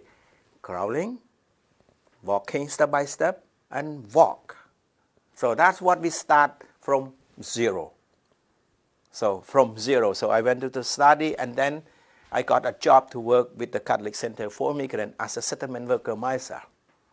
So then I become to give orientation to all our people later on that front. But in the meantime, I'm saying learning at the same time. It's so hard to learn the new custom, especially for our people that never been living in the urban setup. Because some of our people that grow up during the Khmer Rouge living in the rural area. It's not the structure of the modern life, completely different. Even the washroom, as I mentioned earlier, a challenge to the washroom. Sleeping in the bed or on the bed, a challenge as well. Taking a shower also. The shower curtain, I just want to share that with you. The shower curtain, usually for us, the people born here take it for granted. Shower curtain, we know. Shower curtain purpose is to be put inside the bathtub. For our people, shower curtain just decoration. We don't know the purpose of the shower curtain. So sometimes we let the shower curtain out of the bathtub. When you're taking a shower, the water coming down, leaking from the floor top down here, leaking down. You see here, all those children just want to just try to share that with you. As a joke, you can call it a joke, but the life skill, we have no idea of the life skill. Taking elevator, you know, like for people, for you guys born here, it's like come naturally. You know how to do. But for us, everything is new. So we have to learn everything is new. Everything. Taking a bus, confusing as well. Imagine talking with the phone. The phone sometimes, people need to have a gut to use the phone. Because the phone kind of, wow, what is the phone? When you talk, you know, you dial the number, you got the other people kind of, you know. Sometimes when you call, you got the English speaking, you got scared, you just hang up, right? So all those sort of things. So that's why support we do have is among our community. So we can share such a joke. Even go to the bank. So we got a check from the government, go to cash it. Jesus Christ, how? So we stay online. We say, okay, here's the TD Bank.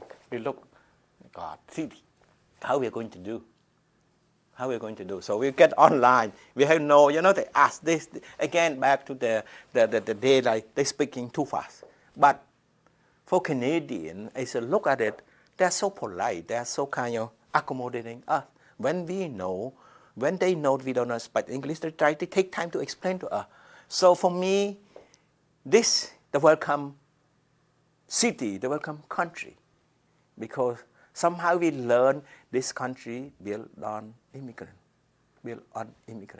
So everybody either themselves immigrant or themselves is the children of immigrant. So they tend to sensitize with the need of our people. So that's what is a good thing about Canada as well. So back to, so all those things we have to learn everything. And then don't forget, another challenge during the winter when you buy food. So because we did not have a car, we had no money to afford a car at that time.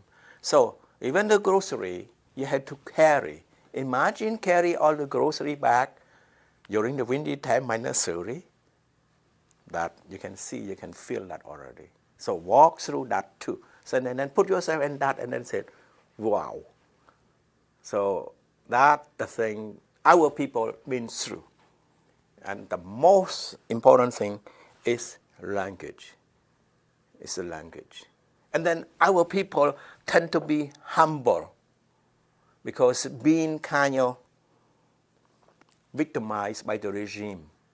Like say nothing, hear nothing. So we tend to be just keep for ourselves. We dare not to kind of fight for our right, fight for our things.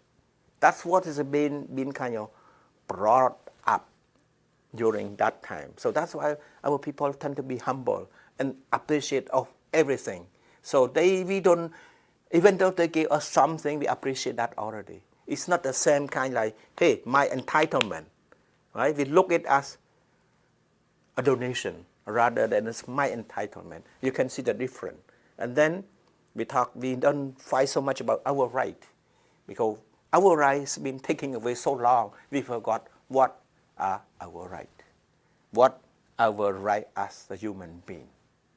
Because we've been kind of dominated and suppressed by that regime too long, right? And plus, we don't have a good education at that time because nobody going to school. So that's another challenge we have to go through. So the people start learning and adjusting. And then when you ask me how long it takes for all newcomers, including us, to be integrated into society, it's no clear cut. 1 year, 2 years, 3 years, or 10 years. Even myself, I didn't know I was integrated into society. You know what? I'm still thinking, Jesus, I'm still a foreigner in this country. Even though I've been here so long, this one I'm talking about 20 years ago. When I getting married, I had children, and then all my children growing up here now, we feel like I'm still a stranger in this country. Somehow, that's what my feeling. But really hit me when I went back to Cambodia in the first time. I left the country in 1979. I went back the first time in year, I believe year 2000. So you're talking about 20-something years. Then I realized that I'm Canadian now. I'm kind of, Jesus Christ. When I went back, everything completely changed. Everything completely changed. Because we get accustomed to this culture, to the infrastructure, to that. Then we went back. God, went back is kind of no rule. Money talk. You can jump the queue, anything. You can do whatever you want over there, the people. And then I'm start realizing I'm no longer Cambodian. I'm Canadian now. And then especially, I miss Tim Horton. So, like the Canadian custom, go with you, and then I said, I want to go back to Canada. I cannot live in this country anymore. When has no rule, no right, who has the power dominating, who has the money, can do whatever they want. And then for us in here, respect you as a human being. It doesn't matter you are rich or poor. Here, the rule or the law. But over there, during that time, the 20 years went back, I'm a foreigner in my own country. That's what I felt at that time. I said, now I believe my country now is Canada. At that time. And now that's what it took me 20 years because I know, yes. It took you 20 years to realize that you were... Until I went back home. At the beginning, I'm still feeling like I'm still a foreigner in this country, right? Because you look different. Even though you know Caucasian and everything, this one really hit me when I went back to Cambodia after 20 years, left the country. And then we said, I'm Canadian now. Because the way we talk, the way we act, the way we reflect, the way we walk, the way we do it, is the Canadian way. Especially respect people. Because we tend over there, when we talk to our own people back home, we tend to be kind of humble, thank you. You know, we don't treat people like garbage. And then, even over there, the people say, we know you come from Canada. You're not our own people. The way you speak, the way you talk, you know, the way you walk too. They say, the way I walk the same way. They say, no, you guys tend to walk faster. How so?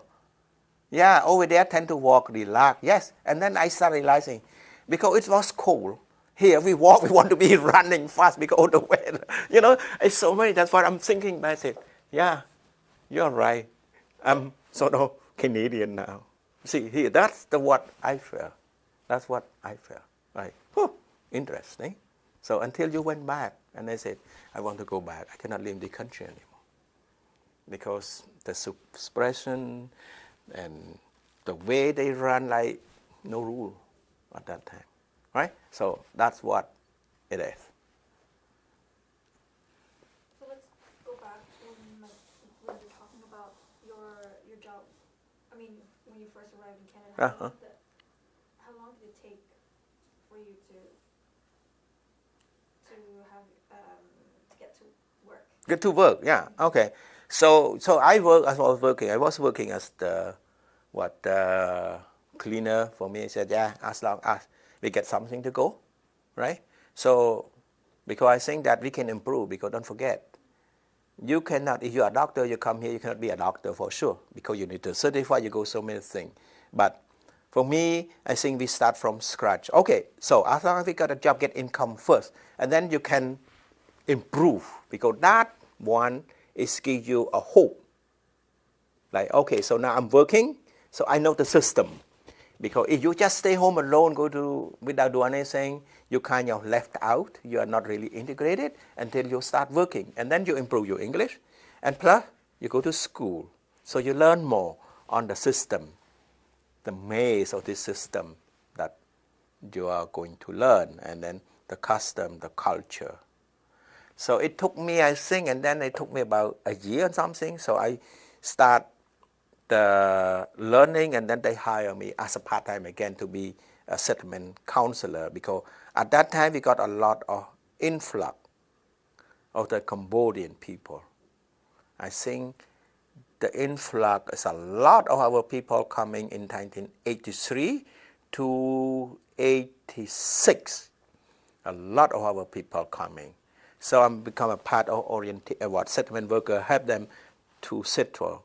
The same thing, for me, I got a settlement worker too, the guy, and then he's the one who sort of like, you see here, you look at this way. Imagine in yourself, you come here alone, and then you don't know no one.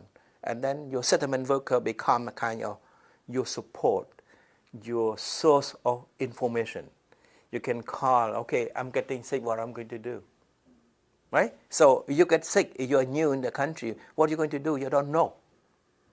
So they get to you to know all those sort of things. Sort of help you to guide you through and connect to you the support system that they do have it in the country. It doesn't exist back home, plus the language.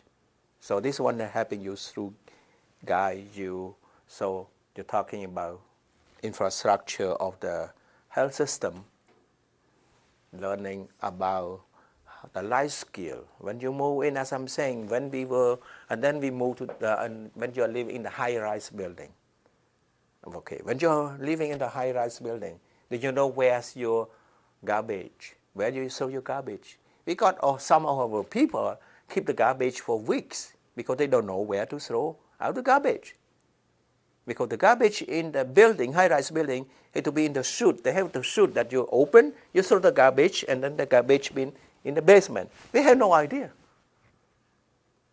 We have no idea. So here, on each floor, actually, they do have the garbage chute that you can open and throw out the garbage. So that's another thing you learn every day. It took you about, I think, at least 2-3 years to know a bit of the life skill. Like also operating the stove, the dishwasher, the dryer, the laundry, all those things, everything kind of learning experience. And how you're going to operate your stove. When everything had to be turned off, or you don't turn off, turn on. If you forgot to turn it off, it will catch fire. Right? And then also the other thing too, when you start cooking, a lot of smoke, your smoke detector start ringing. Then what are you going to do? You know, like life skill, that's another part we have to learn as well. So it's everything a learning experience for all of us. During your first few years, during your integration, did you have any support? Yeah, I got a support from the settlement worker. From the Catholic Center for Migrants, the one who guided me through the days. But again, they cannot be here 24 hours for us. We have to learn by ourselves as well. They just guide you. Let's say they will tell you, okay, I need to go to the doctor. Okay, here's the phone number of the doctor. I can book appointment for you as a settlement worker, but you have to take a bus number, let's say assuming number 2, from point A to point B, and then go to another one. Before reach a doctor, I will meet you over there. So that's the thing we have to learn by yourself. With just instruction has been given. So you have to venture it out. But for us, like it took us some time for some people to learn death, because we got kind of a bit afraid to venture it out. Don't forget, we've been suppressed by the regime too long. Do as I said, otherwise you're gone. So that's what is built up. And sometimes we got some people that have kind of been traumatized after that because it relapses on mental health as well. There's so many things come to here because you see here, we tend, as I mentioned early, we try to our feeling we want to be numb, hear nothing, see nothing. And then after all this stress, the new life, the new experience of the new culture, the new country, and then your mental stress and mental health start kicking in and become so depressed. And then sometimes our people try to keep inside. But later on, we try to expose them. We try to talk to each other to get a support. Don't forget, at that time, we had no temple that we can be together. So it's still kind of difficult. But again, if you look back now, I would say I will feel proud of our community. Feel proud of our community. We are kind of tight-knit community. And we start growing. And then we still can keep our identity. That's a good thing about Canada. Another thing I should highlight on this thing. Canada do not expect us to be like them. They expect us to be who you are. You see? So the same thing for you guys, you get in here, you still consider yourself as a heritage Cambodian, but you're Canadian. For us, we're still thinking we can keep our heritage. We still keep our Cambodian heritage, which for sure you cannot take it away. But in the meantime, we are Canadian too, because we learn everything in here. We're growing up in here. If you look back, I spent about 40 years in this country. Back home, only 20 years. So you can see what you tip the balance. So now, Cambodia just like my birth country. This one, the host country, give me a good life, a better life for me, and then also for the children. For the children. If you come here as a family, it's good. Here, at least my children do have opportunity to be like them. You got a lot of opportunity in this country. It's not like back home where I come from. You see? So that's considered different. That's why we try to raise our children through our mental heritage. You know, like the heritage. Okay, be strict, but you cannot be strict completely. So you have to be relaxed at certain things. Because another class sometimes we see in our community, because the parent, the father is like a head of the family figure. I'm the breadwinner. I'm the one who provides. I come to this country and become like, I have nothing, you know? And then the children speak English. I do not speak English. Start another class. So from the pride to be a father, and now I have to listen to my children because I cannot speak the language. So that's another social family issue that I have to deal with. And on the top of that, sometimes the mother tend to be, you cannot tell me what to do much anymore. You cannot dominate me anymore. This one between male and female gender. So she tend to be, I know my right. You cannot tell me to do this. So that's another thing in the social fabric of Cambodian society. That's what we had to deal with that too. Because we had to balance it out. We had to balance it out on that front. This one, the family issue that us, the Cambodian community, and us, the new immigrants, have to deal with. Because it, as you know, that where we come from, father is the head, you know, provide, and now I'm come here like, I'm like, you know, like nothing. So that's another thing we have to struggle through. We have to work through, right? So sometimes that's why I say to people, I say, we have to balance it out. Which one is good? Our tradition, we keep it. Which one we think is not good, don't keep it.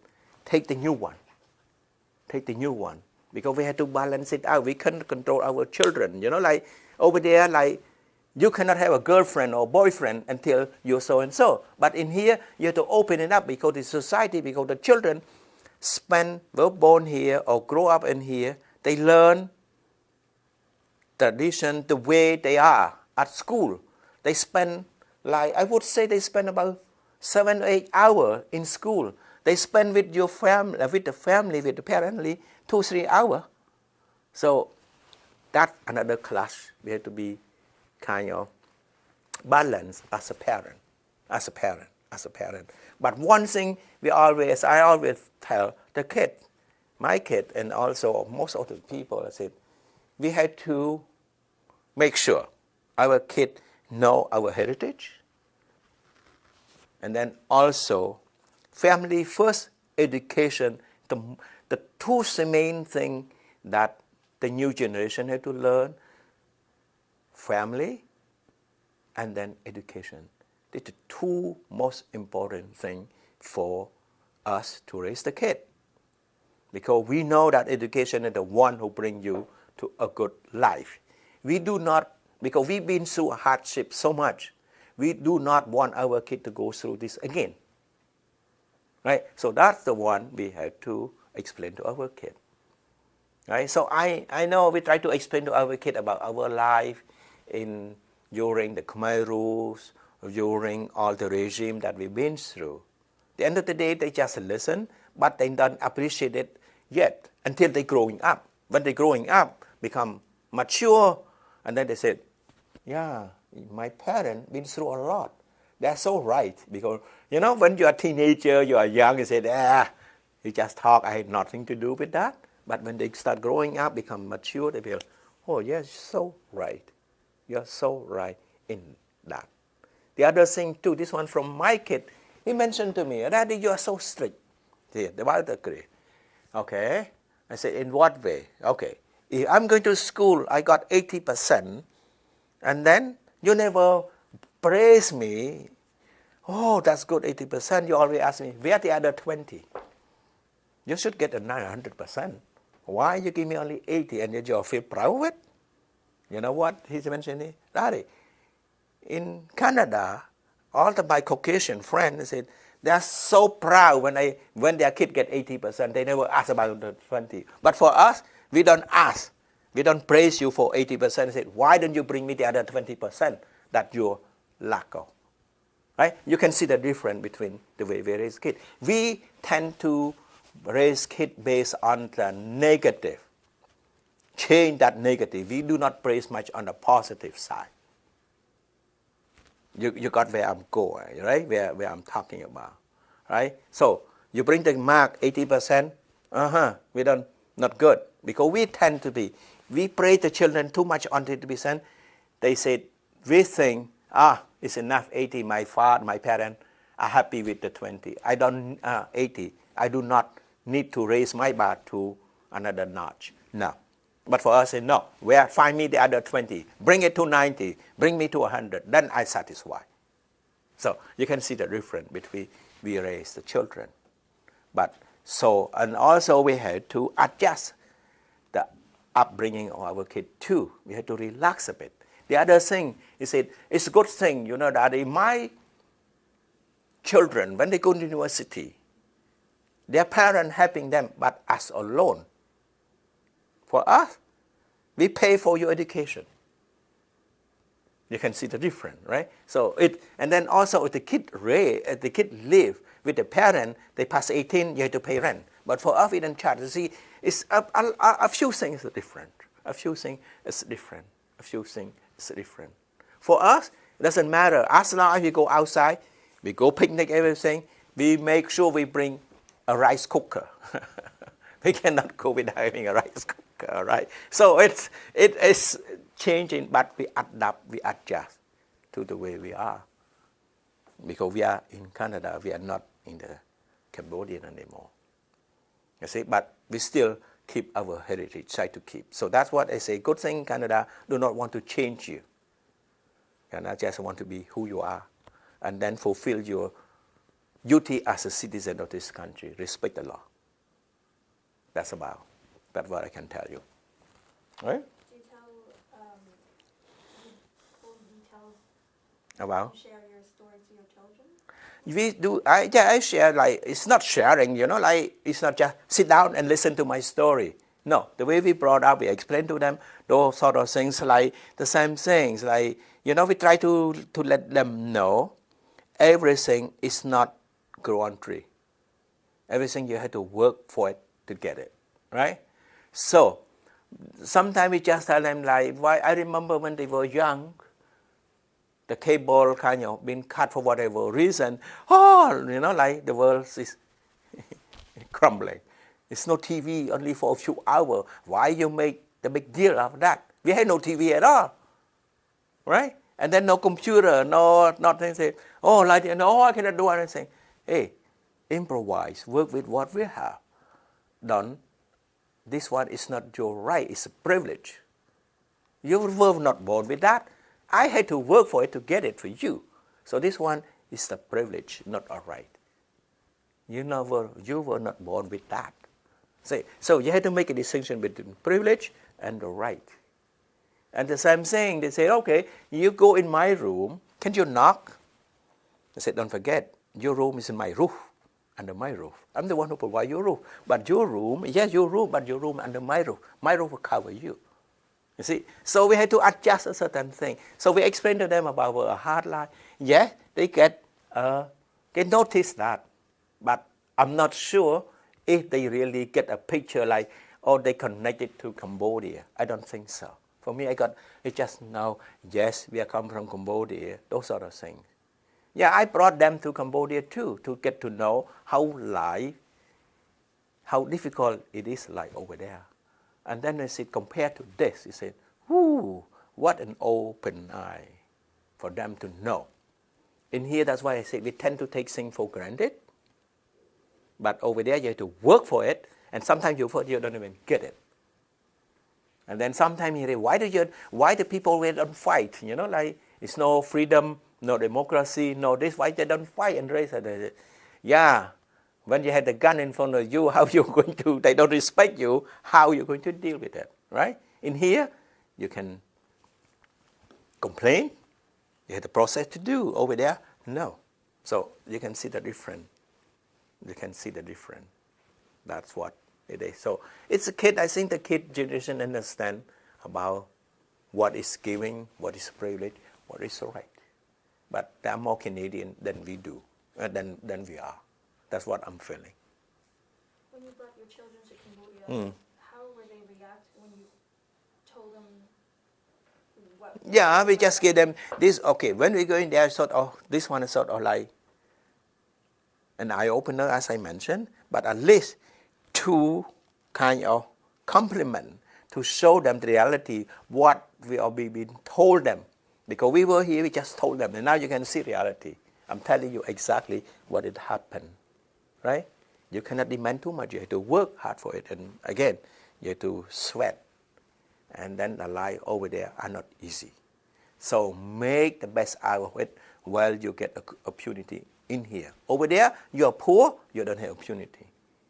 You have to be rich, you have to have a class. You have to high class in order to get a good life. In here, everybody has opportunity. As long as you work hard for it, you get opportunity, can be up here. So you can see the difference between these two. So, okay, yeah, you're right. And then as you know that, so the same thing like, oh, how come all those kids working? This one, child labor. Well, we can debate about that, the child labor. You tell me, where over there? For us, from the developed country, from the country developed like Canada, we consider child labor, child abuse. Why do you do that? But the circumstances in Cambodia are not allowing them to do that. So, if from the perception, from the version of the Cambodian people, the parent over there, if I do not let my kid to work and help out financially, we cannot survive, we cannot provide food. So, which one you consider? Child abuse? Because the kid in here, the kid had to enjoy, had the freedom, had to go to school. That's what their right. You cannot abuse them in terms of working. But over there, if they don't work, they're going to work to get supplement income. But the family starve. They have nothing to eat. So where do you stand on that front? So, like, where do you stand? Yes, from your point of view, good, because we can provide. If we cannot provide, we are having a safety network, a social network to catch that, to provide. But over there, we have no safety network to catch this. So the parent force the children force themselves to work, to supplement the income of the family. And now, so working to get the food on the table now, or going to school and no food. What's your choice? You see the difference? You see? So sometimes it depends on where you're from, where you are. In here, in abuse. Cannot do that. Child labor, underage. Over there, it's normal to supplement the income of the family.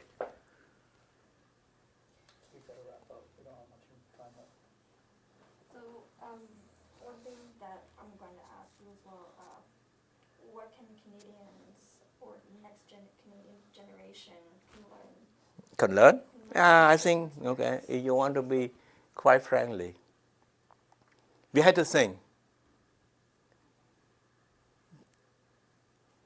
You're talking about learn about the refugee Yes, in general? While you were back then Yeah, in Cambodia, how you were struggling. What can we learn from you when you arrived here? I think for the general population, in here I had to think it this way. Immigration, humanitarian basis, in generally speaking, it's not a handout. It's not a handout. Yes, I appreciate you bring me over here. I appreciate that for sure. But it's a mutual benefit for both. For me, at the beginning, I saw benefit at that time. But in the long run, Canada benefit. So that's what I said. Give a chance, give opportunity, all the new immigrants like us will be prosper. So the first 5 years is a write-off. The first 5 years doesn't matter what ethnic, what immigrant, had to depend on the social services for the first 5 years. It may be a write-off completely or maybe 80, 90% because people need time to learn, to adapt to the new culture, the new thing. But after that, people start working, start to become a taxpayer, contributor. Now, if you look at our community now, 95% of our people pay back Canada in terms of paying tax. So, don't tell me that one is humanitarian handout. No, it's not how. It's a investment. If you do the investment, you are not going to get your capital for the first few years. The investment, you look at your capital, you get back your capital after 5 to 10 years. So now you look back, in my generation, if we depend on the social service, now look at my children, look at yours now. You're working, you become a Canadian that pay tax. And plus, that's what I say, the benefit for Canada too, don't forget. This country become a great society for the next 5 years. We are going to have more senior than the younger generation. So in order to keep this standard of living for my generation that retire, we need a young brain to work, to sustain the standard of living for the next generation. So that's why it's a mutual benefit for both. We, new immigrants, take it first, later on, Canada. That's what I want to say.